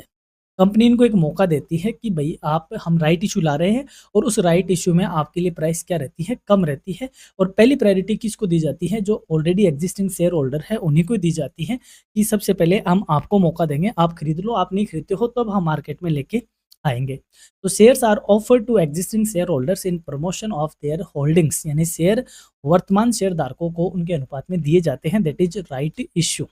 फिर आता है प्राइवेट प्लेसमेंट, यानी निजी निर्गमन। Securities are sold to a selected group of investor. प्रतिभूतियां सीमित निवेशकों को दी जाती है। जनरली कौन करती है? प्राइवेट कंपनीज ऐसा करती है। अब बात करते हैं सेकेंडरी मार्केट की, जहाँ पे इन्वेस्टर से इन्वेस्टर के बीच में ट्रांजेक्शन होते हैं, जिसे द्वितीयक बाजार कहते हैं। Secondary market is the market where existing securities are bought and sold among investors. द्वितीयक बाजार वह बाजार है जहां पहले से ही जारी प्रतिभूतियों की खरीद बिक्री होती है और आपस में निवेशकों के बीच होती है। No new capital is raised in the market, यानी नई पूंजी नहीं जुटाई जाती है। ऑलरेडी ट्रेड की जाने वाली सिक्योरिटीज का ही इसमें लेन देन होता है। For example, stock exchanges like NSE, BSE, यानी कि जो हम ये बोलते हैं ना, अपन आपस में बोलते हैं कि वह शेयर मार्केट में काम करता है, दैट मीन्स वह सेकेंडरी मार्केट में ही अपना काम कर रहा है, क्योंकि वहां से इन्वेस्टर के बीच काम होता है। क्या विशेषताएं हैं इसकी? It deals with existing securities, यानी पहले से जारी की गई प्रतिभूतियों का इसमें लेन देन होता है। इट प्रोवाइड्स लिक्विडिटी, तरलता प्रदान करता है। यानी कि जैसे आपको पैसा चाहिए, आपने दिन में आपने क्या किया, अपना सामान यानी कि वो शेयर्स आपने सेल कर दिए, शाम को आपके अकाउंट में पैसे आ गए, तो ये लिक्विडिटी प्रोवाइड करवाता है। And it continuous buying and selling, यानी कि निरंतर इसमें खरीद बिक्री होती रहती है। अब हम बढ़ते हैं शेयर मार्केट कैपिटल मार्केट के इंस्ट्रूमेंट्स के, यानी कि हमें ये तो पता चल गया कि ये हमारी सेविंग है, ये कैपिटल मार्केट, और यहाँ पे हमारे उधारकर्ता है जिनके पास पैसा जाना है। अब ये पैसा इनके पास जाएगा कैसे? भाई इन्वेस्टर है। अब हर इन्वेस्टर की रिस्क लेने की कैपेसिटी क्या होती है? अलग होती है। तो सबके लिए अलग अलग इसमें प्रोडक्ट होते हैं, इंस्ट्रूमेंट होते हैं। कोई शेयर में इन्वेस्ट करता है, कोई डिबेंचर में करता है, कोई बॉन्ड में करता है, कोई किस में करता है। तो ये जो शेयर, डिबेंचर, बॉन्ड, ये सारी चीज़ है, इन्हें हम कहते हैं इंस्ट्रूमेंट। मार्केट के क्या कहा जाता है? इनको इंस्ट्रूमेंट कहते हैं। तो कौन कौन से होते हैं? पहले बात करें तो शेयर्स। शेयर क्या होता है? मुझे आप ये कमेंट करके बताएं कि शेयर क्या होता है।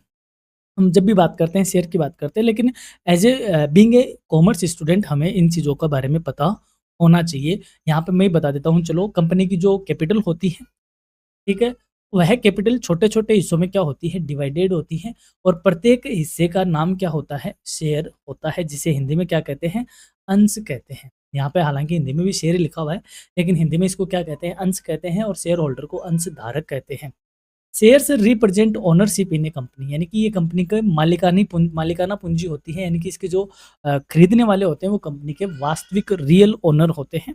शेयर कंपनी में स्वामित्व का प्रतिनिधित्व करते हैं। Share holders are entitled to dividends and voting rights, यानी कि शेयर धारकों को लाभांश और मतदान का अधिकार प्राप्त होता है। क्योंकि देखो जैसे हम बात करें, अपने देश की बात करें, तो डेमोक्रेसी के पॉइंट ऑफ व्यू से हमारा देश चलता है। ठीक है? तो इसमें वोटिंग पावर होता है, उसी हिसाब से बोर्ड ऑफ डायरेक्टर इसमें डिज़ाइन होता है और उसी हिसाब से कंपनी का क्या होता है, गवर्न होता है, कंपनी रेगुलेट होती है। तो वो जो शेयर होल्डर्स हैं, वही कंपनी के वास्तविक स्वामी होते हैं, मालिक होते हैं। इन्हें डिविडेंड मिलता है, डिविडेंड होता है लाभांश, यानी कि सारी चीज़ें चुकाने के बाद जो पैसा बच जाता है, वह उसे हम एक तरीके से डिविडेंड कह सकते हैं, या उस बचे हुए पैसे में शेयर होल्डर को जो मिलता है, दैट इज़ डिविडेंड। तो ये इसकी विशेषताएँ हैं और शेयर 2 तरीके के होते हैं, एक होते हैं इक्विटी शेयर और एक होते हैं प्रेफ़रेंस शेयर। आगे हम बात करेंगे क्या होते हैं। अब क्योंकि मालिक बनेंगे, शेयर यानी कि यदि आप शेयर में इन्वेस्ट करते हो, शेयर कौन होते हैं? भई मालिक होते हैं। तो मालिक को ज़रूरी थोड़ी है प्रॉफ़िट हो, मालिक को लॉस भी हो सकता है। तो ऐसे इन्वेस्टर जो लॉस नहीं बियर करना चाहते, यानी कि जिनकी रिस्क लेने की कैपेसिटी कम होती है, तो वह किस में इन्वेस्ट करते हैं? डिबेंचर में। डिबेंचर को हिंदी में बोलते हैं ऋण पत्र। क्या कहते हैं? ऋण पत्र। अब ऋण का मतलब होता है लोन, और लोन पे हमेशा क्या दिया जाता है? इंटरेस्ट दिया जाता है। अब चाहे कंपनी को प्रॉफ़िट हो, चाहे कंपनी को लॉस हो, इंटरेस्ट हमेशा पे होगा। तो वो इन्वेस्टर जो रिस्क कम लेते हैं, वो किस में इन्वेस्ट करते हैं? डिबेंचर में इन्वेस्ट करते हैं। तो debentures are long term debt instruments issued by companies to borrow funds. They carry fixed interest, यानी कि डिबेंचर या ऋण पत्र कंपनियों द्वारा जारी किए जाने वाले दीर्घकालिक ऋण साधन होते हैं और इन पर एक निश्चित ब्याज क्या होता है? मिलता है। यानी कि पहले से ही फिक्स होता है कि 8% या 10% या 12% इस पे को आपको क्या मिलेगा? इंटरेस्ट मिलना वाला है। तो वो होता है डिबेंचर। डिबेंचर की जैसा ही दूसरा होता है जिसे क्या कहते हैं? बॉन्ड कहते हैं। तो बॉन्ड क्या करती है? जनरली गवर्नमेंट के इश्यू होते हैं, कंपनीज जनरली डिबेंचर इश्यू कर देती है और वहीं गवर्नमेंट क्या करती है? बॉन्ड इश्यू करती है।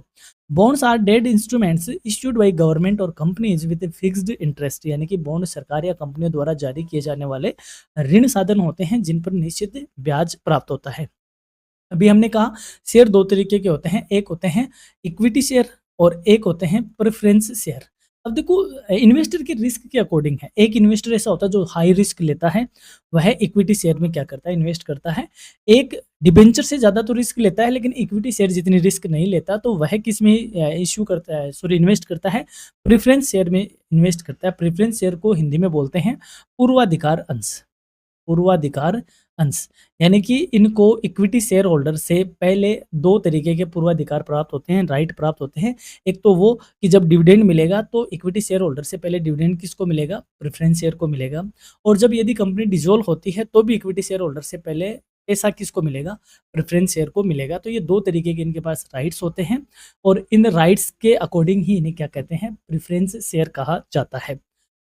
रियल ओनर कौन होता है? इक्विटी शेयर होल्डर ही होता है। These shares having priority over equity shares in payment of dividend and repayment of capital, यानी कि इन शेयरों को लाभांश और पूंजी वापसी में क्या होती है? प्राथमिकता होती है और कंपनी के वास्तविक स्वामी नहीं होते हैं। अब बात करें इक्विटी शेयर्स की, जिन्हें हिंदी में कहते हैं समता अंश। क्या कहते हैं? समता अंश, और कंपनी के रियल ओनर होते हैं। इन पे रिस्क सबसे ज़्यादा होती है, यानी सबसे रिस्की इंस्ट्रूमेंट की बात करें तो इक्विटी शेयर होता है और सबसे ज़्यादा हाई रिटर्न की बात करें तो वह भी कौन-सा होता है? इक्विटी शेयर होता है। Equity share holders are the real owners of the company and bear maximum risk, यानी कि समता अंशधारक कंपनी के वास्तविक मालिक होते हैं और ये अधिक जोखिम उठाते हैं। म्यूचुअल फंड्स, यानी कि म्यूचुअल फंड क्या होता है? म्यूचुअल फंड में वही होता है कि छोटी-छोटी अमाउंट को कलेक्ट करके एक जगह लाके उनको कहीं एक जगह क्या करना? इन्वेस्ट करना, दैट इज़ म्यूचुअल फंड्स। और यहाँ पे बीच में एक इंस्टीट्यूट इसमें काम करता है, जो इनकी ये अमाउंट कलेक्ट करता है और आगे उनको चैनलाइज़ करता है। Mutual funds collect money from investors and invest in diversified securities. Mutual fund निवेशकों से धन एकत्रित करके विभिन्न प्रतिभूतियों में क्या करते हैं, निवेश करने का काम करते हैं। तो ये सारे जो इंस्ट्रूमेंट है, ये सारे कैपिटल मार्केट के इंस्ट्रूमेंट है।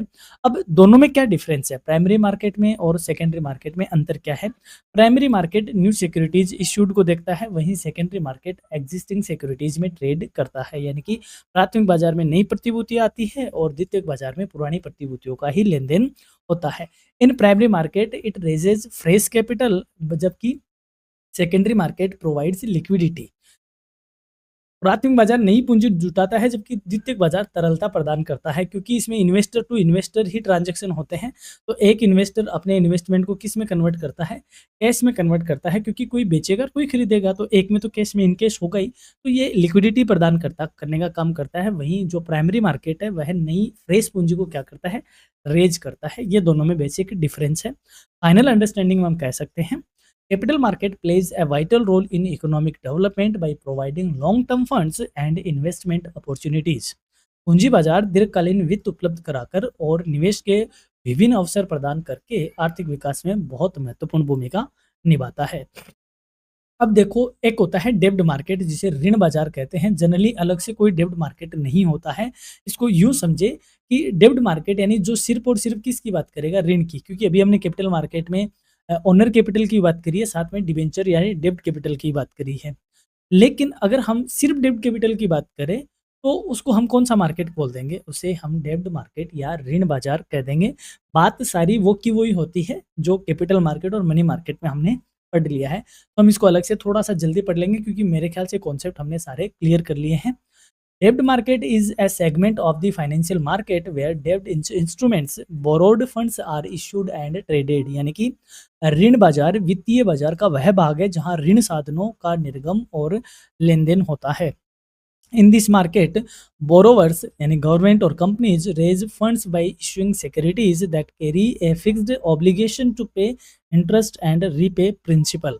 इसमें उधार लेने वाले जो जनरली सरकार और कंपनियां होती हैं, ऐसे साधन जारी करती है जिनमें निश्चित ब्याज और मूलधन वापस करने की क्या होती है, बाध्यता होती है। जो भी डेब्ट कैपिटल होता है उसका इंटरेस्ट पहले से ही क्या होता है, फिक्स होता है। यानी कि कभी भी रिटर्न आप फिक्स नहीं कर सकते कि आपने कोई पैसा इन्वेस्ट किया है तो आप पहले नहीं कह सकते कि मुझे इतना % रिटर्न मिलेगा।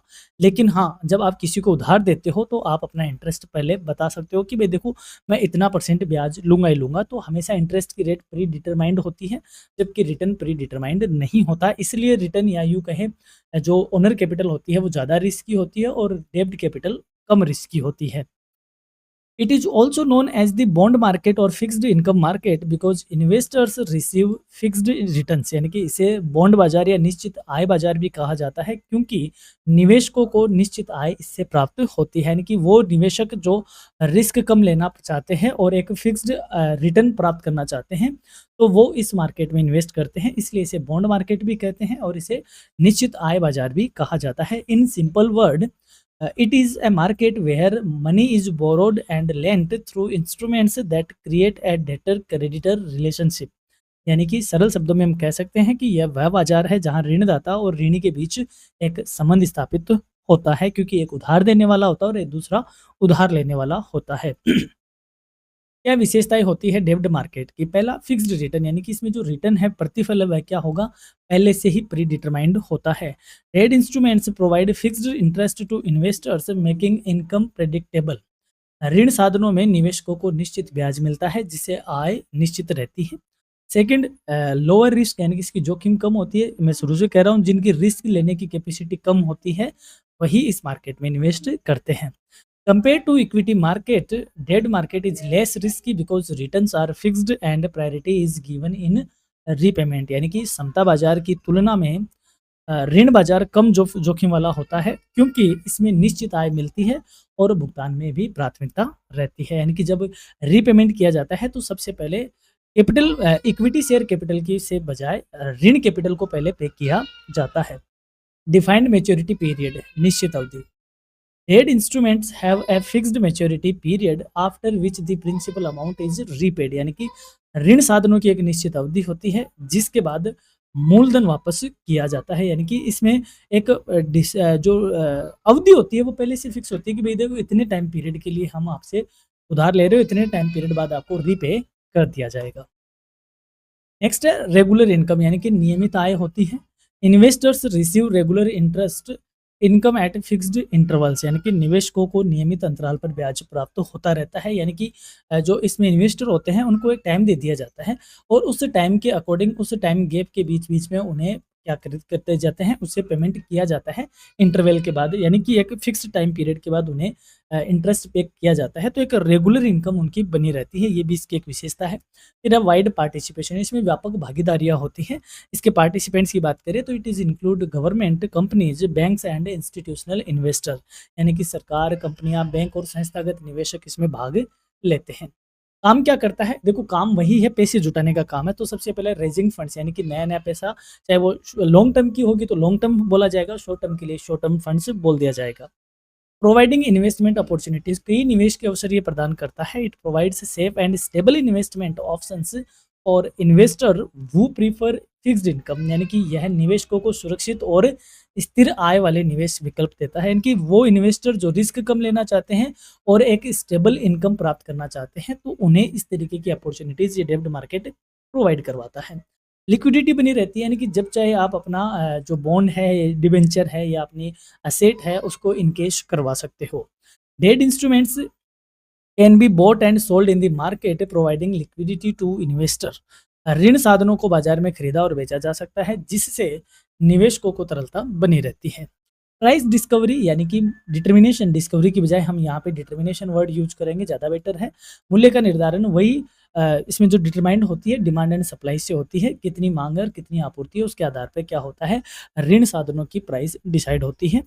फिर है इकोनॉमिक डेवलपमेंट, यानी ये हेल्प करता है देश के आर्थिक विकास में bye providing funds for infrastructure and business expansion, it supports economic growth, यानी कि आधारभूत संरचना और व्यवसाय के विस्तार के लिए यह वित्त उपलब्ध कराकर देश के आर्थिक विकास में मदद करता है। और आता है रिस्क डाइवर्सिफिकेशन, यानी कि जोखिम का इसमें डाइवर्सिफिकेशन हो जाता है। Investors can reduce risk by investing in different types of डेब्ट इंस्ट्रूमेंट्स, यानी कि निवेशक विभिन्न ऋण साधनों में निवेश करके अपने जोखिम को क्या कर सकते हैं, कम कर सकते हैं।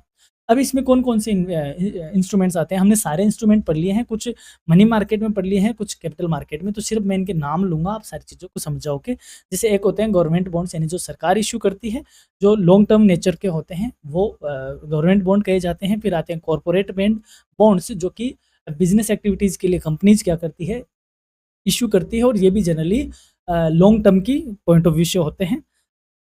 डिबेंचर, यानी कि ऋण पत्र, जिसे हमें अभी अभी ना पढ़ा है, किसमें, कैपिटल मार्केट में पढ़ा है, क्योंकि जो में इंटरेस्ट देती है जो गवर्नमेंट हो या कंपनी हो, जो इंटरेस्ट देती है, यानी कि पैसा प्राप्त किया। देखो, दो तरीके का पैसा होता है, एक पैसे पे क्या दिया जाता है, डिविडेंड, और एक पैसे पे क्या दिया जाता है, interest.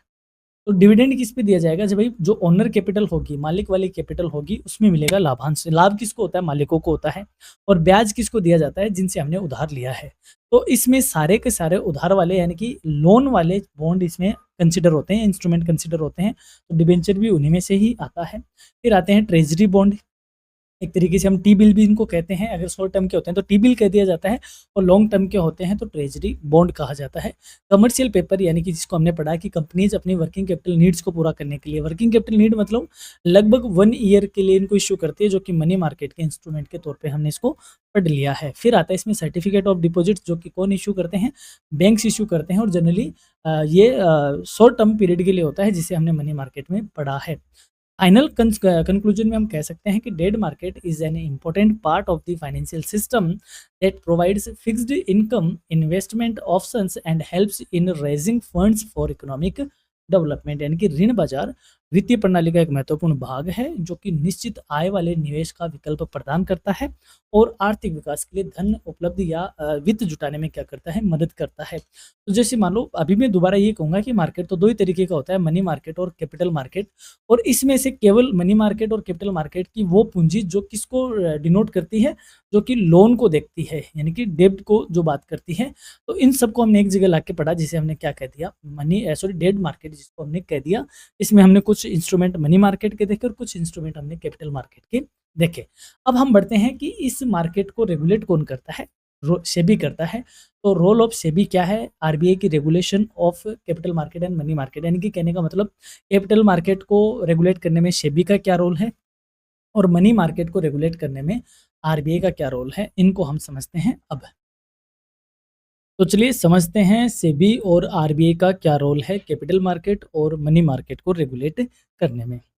In India, the regulation of financial markets is mainly done by two key institution, यानी कि भारत में वित्तीय बाजारों का यदि नियमन की बात करें तो मुख्य रूप से दो संस्थाओं द्वारा किया जाता है। First is the securities and exchange board of India, यानी कि जिसको हम सेबी कहते हैं। It regulates the capital market, जो कि पूंजी बाजार का नियमन करता है।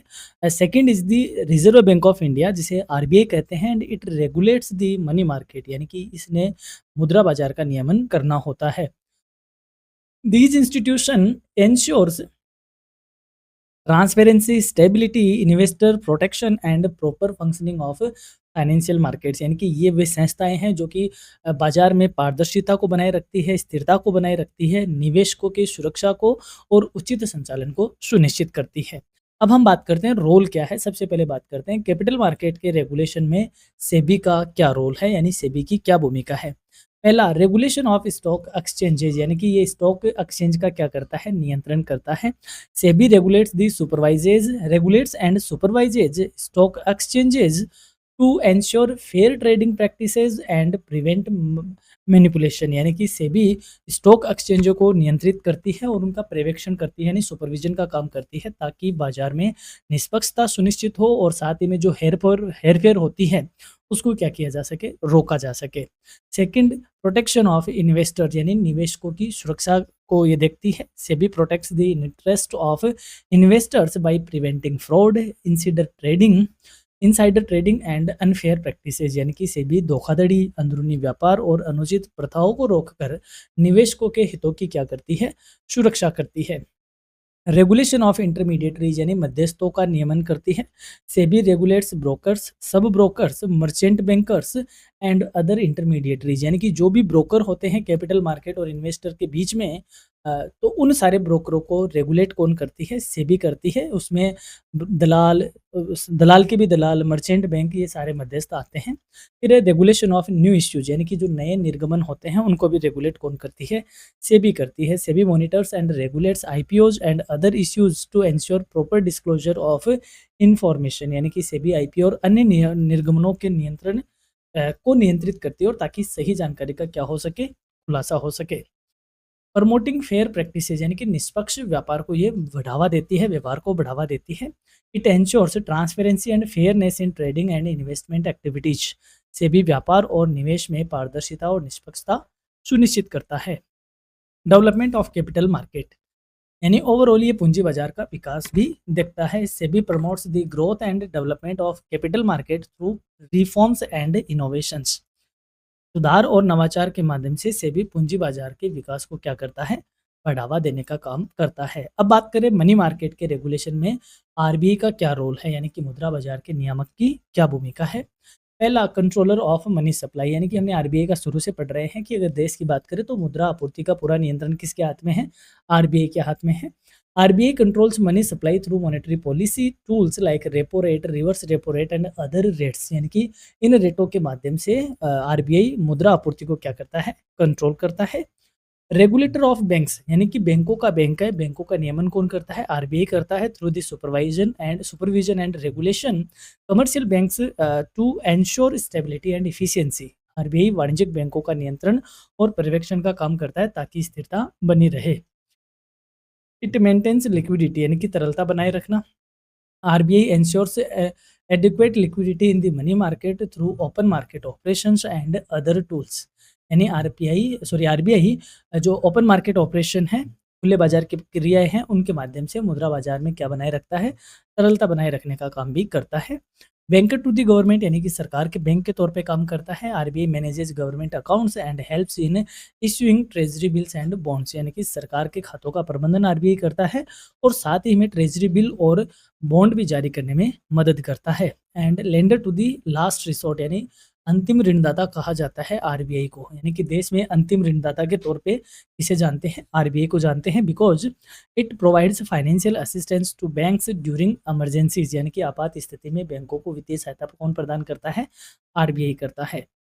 इट मेंटेन्स फाइनेंशियल स्टेबिलिटी यानी कि वित्तीय स्थिरता बनाए रखने में मदद करता है। RBI ensures stability in the financial system by controlling inflation and maintaining balance यानी कि आरबीआई मुद्रास्फीति को नियंत्रित करके और संतुलन बनाए रखकर वित्तीय स्थिरता सुनिश्चित करता है।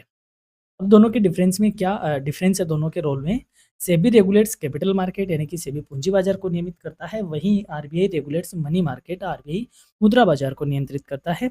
SEBI focuses on investor protection जबकि RBI focuses on monetary stability यानी कि सेबी निवेशकों के हितों की सुरक्षा पर ध्यान केंद्रित करता है, वहीं आरबीआई मौद्रिक स्थिरता पर अपना ध्यान ज़्यादा केंद्रित करता है। ये दोनों की भूमिका में मुख्य अंतर है। फाइनल अंडरस्टैंडिंग यानी कि कंक्लूजन में हम कह सकते हैं कि SEBI and RBI play a crucial role in maintaining the efficiency, transparency and stability of financial markets in India यानी कि आरबीआई और सेबी भारत में वित्तीय बाजारों की कार्यक्षमता, पारदर्शिता और स्थिरता बनाए रखने में महत्वपूर्ण भूमिका निभाने का काम करता है। अब हम पहुंच गए हैं इस यूनिट के लास्ट पड़ाव पे जिसका आपका टॉपिक का नाम है एनपीए यानी कि नॉन परफॉर्मिंग असेट्स।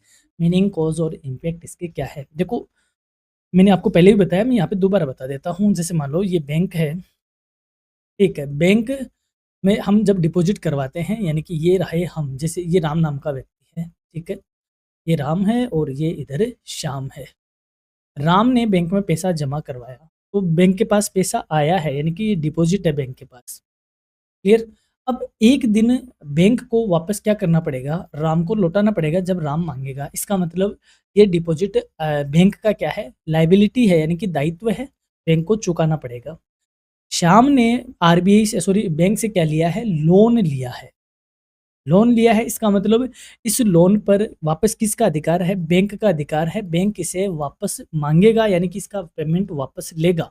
तो जिस पर बैंक का अधिकार है वो बैंक की क्या कही जाती है, असेट कही जाती है यानी कि असेट्स कही जाती है। तो बात कर रहे हैं हम एनपीए की, तो एनपीए का पूरा नाम क्या है, नॉन परफॉर्मिंग असेट यानी कि लोन जो दे रखा है बैंक ने वह बैंक की असेट्स है।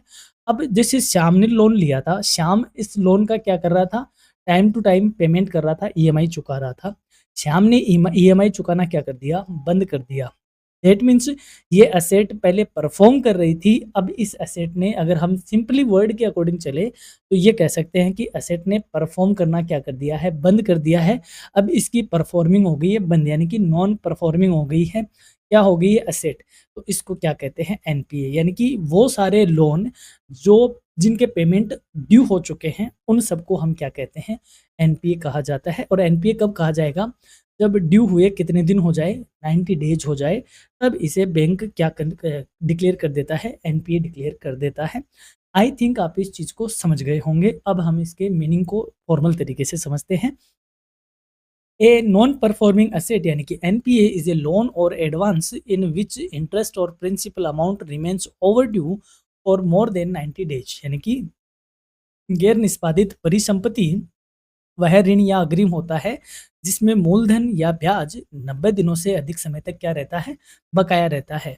When a borrower fails to repay the loan within the specified time, the asset stops generating income for the bank and becomes non-performing यानी कि जब उधारकर्ता समय पर ऋण नहीं चुकाता है तो वह बैंक के लिए आय उत्पन्न करना बंद कर देता है और वह क्या बन जाता है, नॉन परफॉर्मिंग एसेट बन जाता है। NPA indicate the poor quality of loans and reflect the financial health of banks यानी कि एनपीए बैंक की ऋण गुणवत्ता और वित्तीय स्थिति को दर्शाता है यानी कि लोन की कैसी क्वालिटी है, यानी पुअर डेब्ट क्वालिटी बताता है यानी कि जो लोन दे रखा है वह क्वालिटी में कैसे है, कमजोर है क्योंकि ड्यू हो रहे हैं, बैंक के पास आ नहीं रहे, तो उसको ये दर्द दिखाता है और साथ ही में दे बैंक की वित्तीय स्थिति को ये बताता है। टाइप्स क्या है, कितने प्रकार के होते हैं एनपीए। अब देखो एनपीए क्या होता है, हमने वापस वो श्याम वाला एग्जाम्पल लेते हैं। श्याम ने पहले महीने की किस्त नहीं चुकाई, दूसरे महीने की किस्त नहीं चुकाई, तीसरे महीने की किस्त नहीं चुकाई, तीसरे महीने पर 90 दिन हो गए, यहाँ पर आके क्या बन गया, ये एनपीए बन गया। एनपीए बनकर 12 महीने हो गए, तब इसको क्या कहते हैं, स्टैंडर्ड असेट कहा जाता है। यानी एनपीए डिक्लेयर होने के बाद 12 महीने तक स्टैंडर्ड असेट्स कहते हैं। स्टैंडर्ड असेट्स के बाद फिर आगे 12 महीने तक इसको क्या कहेंगे, डाउटफुल डेब्ट्स कहेंगे, यानी कि तब भी ओवरड्यू पड़ा रहता है, तब इसे बैंक डाउटफुल असेट्स बोलने लगता है। और उसके बाद भी जब इससे रिकवरी नहीं होती है तब इसको लॉस असेट्स कह देते हैं, यानी कि पूरी प्रोसेस होती है इसमें, और उस प्रोसेस के बावजूद भी यदि यह रिकवर नहीं होता है तो इसे लॉस्ट असेट्स के नाम से जाना जाता है। तो इस प्रकार एनपीए के टाइप की बात करें तो एक तो होती है standard asset, assets which remains NPA for less than 12 months, यानी कि स्टैंडर्ड असेट्स वो होती है जो 12 महीने से कम समय तक एनपीए रहती हैं। डाउटफुल असेट्स यानी assets which remain NPA for more then 12 months, यानी कि जो 12 महीने से अधिक समय तक एनपीए बना रहता है। फिर है लॉस असेट्स यानी असेट्स विच आर कंसिडर्ड अनकलेक्टिबल, यानी कि वह एसेट जो वसूल नहीं किए जा सकते, जिनको ऐसा डिक्लेयर कर दिया जाता है, उसे लॉस असेट्स के नाम से जाना जाता है। क्या कारण है एनपीए होने के, यानी कि कॉजेज क्या है बैंकों का, एनपीए किस प्रकार होता है। तो सबसे पहले पुअर क्रेडिट अप्रेजल, यानी कि खराब ऋण मूल्यांकन। जैसे मान लो आप किसी को उधार देते हो, आपने दिया है उधार, ठीक है, तो आपने एक ऐसे व्यक्ति को उधार दिया है जिसने कहा कि भाई 10 दिन के लिए उधार दे, मैं तुम्हें पेमेंट कर दूंगा, और उस व्यक्ति ने 9 दिन में ही आपका पेमेंट कर दिया। दैट मीन्स उसकी सही है, क्रेडिट वर्दीनेस है, लेकिन वहीं एक व्यक्ति ने आपसे कहा कि भाई 10 दिन में आपको पेमेंट कर दूंगा, 11वें दिन आप उसको कॉल कर रहे हो, उसका मोबाइल स्विच ऑफ है, आप उसके घर देते हो, इधर जाते हो, उधर जाते हो, आपसे नज़रें नहीं मिला रहा, वो बोल रहा आज दे दूँगा, कल दे दूँगा। फिर आपके मन में आता है कि यार इसका अप्रेज़ल मुझे करना चाहिए था, इसके बारे में 2 बंदों से मुझे पूछना चाहिए था कि इसको पैसा दूँ कि नहीं दूँ, व्यवहार कैसा है? तो बैंक भी जब लोन देता है तो वह क्रेडिट अप्रेज़ल देखता है कि जिसको हम लोन दे रहे हैं, क्या वह पेमेंट कर पाएगा? तो कई बार यहाँ पे अगर क्रेडिट अप्रेज़ल प्रॉपर नहीं होता है तो डेफ़िनिटली वहाँ एनपीए होने के चांसेज़ बढ़ जाते हैं। Banks sometimes fail to properly evaluate the credit worthiness of borrowers before giving loans, यानी कि बैंक कई बार उधारकर्ता की साख का सही मूल्यांकन नहीं कर पाते। This leads to lending to risky borrowers, और इससे जोखिम वाले व्यक्तियों को ऋण दे दिया जाता है ताकि एनपीए, इससे एनपीए बढ़ जाता है। तो ये एनपीए का एक रीजन है। फिर है इकोनॉमिक स्लो डाउन, कई बार देश में आर्थिक मंदी आ जाती है। During economic slow down businesses suffer losses and are unable to repay loans, यानी कि आर्थिक मंदी के दौरान व्यवसाय को नुकसान होता है और वो ऋण चुकाने में असमर्थ होते हैं, इससे भी एनपीए बढ़ता है। विलफुल डिफॉल्ट, यानी अब आते हैं वो लोग जो जानबूझ के लोन नहीं पे करना चाहते। Some borrowers deliberately do not repay loans despite having the capacity to pay, यानी कि कुछ उधारकर्ता जानबूझकर ऋण नहीं चुकाते जबकि उनके पास भुगतान करने की क्या होती है, प्रॉपर क्षमता होती है, उनसे भी एनपीए बढ़ता है। फिर है डाइवर्जन ऑफ फंड्स, यानी वित्त का दुरुपयोग करना। Borrowers may use loan funds for purposes other than intended, leading to the lending to the failure leading to failure in repayment, यानी कि उधारकर्ता कई बार ऋण राशि का गलत उपयोग करते हैं जिससे वो समय पे भुगतान नहीं कर पाते। यानी कि आपने लोन तो लिया था, व्हीकल लोन लिया था, ठीक है, या फिर आपने किसी और पर्पज़ से लोन लिया था लेकिन उसको और पर्पज़ में आप इसको यूज़ कर जाते हो और फिर आप पेमेंट नहीं कर पाते, तो ये फंड का दुरुपयोग होता है, इससे भी एनपीए बढ़ता है। फिर पुअर मैनेजमेंट बाय बोरोवर्स, यानी प्रबंधन की कमजोरी होती है उधार लेने वाले की। Insufficient management and poor business decision can lead to losses and inability to repay loans, यानी कि कमजोर प्रबंधन और गलत निर्णय व्यवसाय को नुकसान पहुंचाते हैं जिससे ऋण चुकाना क्या हो जाता है, कठिन हो जाता है। नेचुरल क्लेमिटीज, यानी कि प्राकृतिक आपदाएं आ जाती है कई बार। इवेंट्स लाइक फ्लड्स, ड्रॉट और earthquakes can affect businesses and agriculture leading to defaults, यानी कि कई बार बाढ़, सूखा, भूकंप जैसी प्राकृतिक आपदाएं व्यवसाय और कृषि को प्रभावित करती है जिससे ऋण चुकाना कठिन हो जाता है। ये भी बैंकों का एनपीए बढ़ा देता है। फिर है इन इफेक्टिव लीगल सिस्टम, कई बार कमजोर कानून प्रणाली के चक्कर में भी ऐसा होता है। Delay in legal proceedings makes it difficult for banks to recover loans, यानी कि कानूनी प्रक्रियाओं में देरी के कारण बैंकों को ऋण वसूली में भी कई बार कठिनाई होती है, इससे भी बैंकों का एनपीए बढ़ जाता है। ये वो सारे कारण हैं जो एनपीए बढ़ाते हैं। अब जब एनपीए बढ़ जाता है तो एनपीए का प्रभाव क्या पड़ता है, इम्पैक्ट क्या होता है बैंकिंग सेक्टर में, क्योंकि देखो बैंक कौन से हैं, कमर्शियल बैंक, और कमर्शियल बैंक उधार वगैरह देते हैं तो किसके मकसद से देते हैं, प्रॉफिट के उद्देश्य से देते हैं। और जब उधार रिकवर नहीं हो पाता है तो सीधी सी बात है उनकी प्रॉफिटेबिलिटी क्या हो जाती है, कम हो जाती है। तो इसका प्रभाव सीधा सीधा प्रॉफिटेबिलिटी पे पड़ता है। पहला ही है रिडक्शन इन प्रॉफिटेबिलिटी, यानी कि लाभदायकता में क्या हो जाती है, कमी होती है। NPAs reduce the income of banks as interest is not received on such assets, यानी कि एनपीए होने पर बैंक को ब्याज नहीं मिलता जिससे बैंकों की आय क्या हो जाती है, कम हो जाती है। Second, it increase in provisioning यानी प्रावधान में वृद्धि करवा देता है, क्योंकि देखो जैसे मान लो बैंक है, बैंक का काम क्या है, लेंड करना है यानी उधार देना है। तो बैंक इस बात के माइंड में भी रहता है कि ये पैसा डूब भी सकता है, तो बैंक क्या करता है, एक छोटी अमाउंट एज ए प्रोविजन के तौर पे इकट्ठी रखता है कि अगर जब ये पैसा डूब जाएगा तो इस प्रोविजन में से हम वो पैसा काम में लेंगे। तो जब एनपीए बढ़ने लगता है यानी ऐसे डाउटफुल ज़्यादा हो जाता है, तो भाई सीधी-सी बात है, इस प्रोविजन को क्या करना पड़ता है, बढ़ाना पड़ता है। तो बैंक का यहाँ पे पैसा क्या होने लगता है, ब्लॉक होने लगता है। तो ये प्रोविजन को इंक्रीज कर देता है। Banks are required to keep a portion of funds as provision for NPAs, reducing available funds, यानी कि बैंक को एनपीए के लिए धन अलग रखना पड़ता है, जिससे उनका उपलब्ध धन क्या हो जाता है, कम हो जाता है। ये भी इसका इम्पैक्ट होता है। लिक्विडिटी प्रॉब्लम्स अराइज होती है, यानी तरलता की समस्याएं आती है। Non repayment of loans reduce cash flow leading to liquidity issues, यानी कि ऋण वापसी न होने से नकदी प्रवाह कम होता है और तरलता की समस्या उत्पन्न हो जाती है।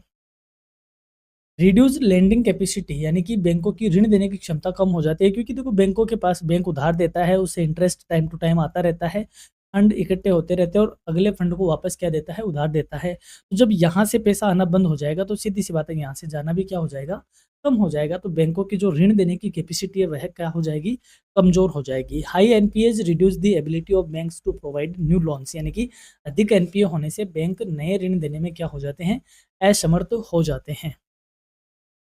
फिर लॉस ऑफ रेपुटेशन, और इससे बैंकों की प्रतिष्ठा में भी क्या होती है, कमी होती है। High NPAs affect the credibility and reputation of banks, यानी कि अधिक एनपीए से बैंकों की विश्वसनीयता और प्रतिष्ठा प्रभावित होती है।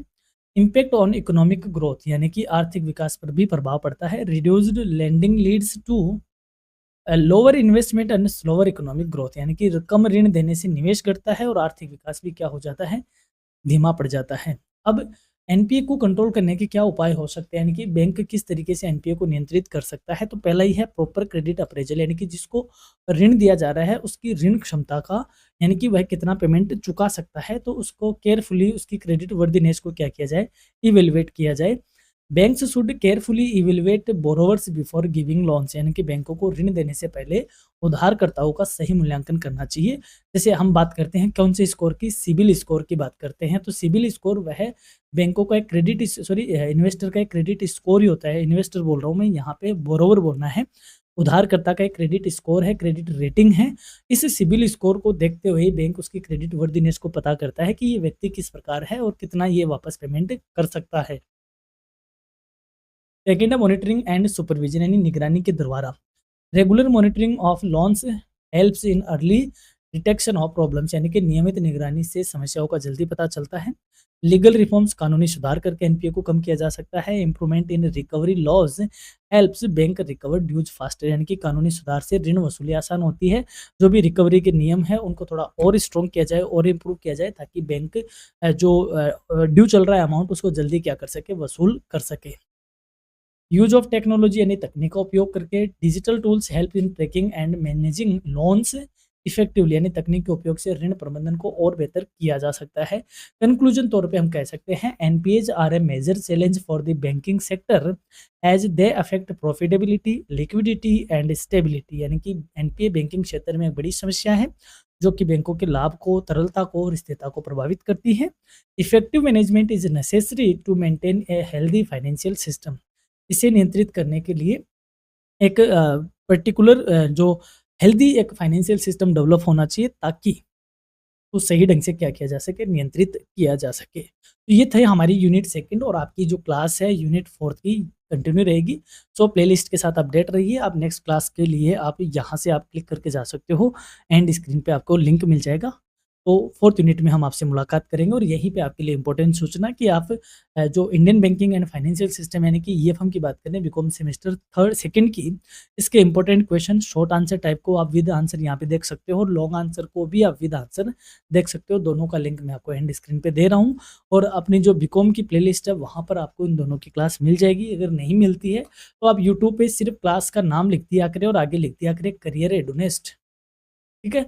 कोई भी क्लास हो उसके आगे करियर एडुनेस्ट लिख दो, यूट्यूब अपने आप ही सर्च करके आपके सामने वो क्लास ले आएगा। तो ये थी हमारी यूनिट सेकंड थोड़ी थर्ड यूनिट की क्लास। यहाँ तक क्लास में बने रहने के thank you, and stay tuned, stay connected with your career Edunest. अलग अलग प्लेटफॉर्म पे हम अवेलेबल आपके लिए। तो तो आप हमें सब पे फॉलो कीजिए, हमसे जुड़िए और इस क्लास की पीडीएफ के लिए आपको विजिट करना होगा हमारी वेबसाइट को, जहाँ पे आप स्टडी मटेरियल टैब में जाके सेमेस्टर सेकंड की प्लेलिस्ट से सॉरी फ़ोल्डर से आप इस पीडीएफ को क्या कर सकते हो, डाउनलोड कर सकते हो। तो keep watching, keep studying, have a nice day, have a great time. Thank you very much.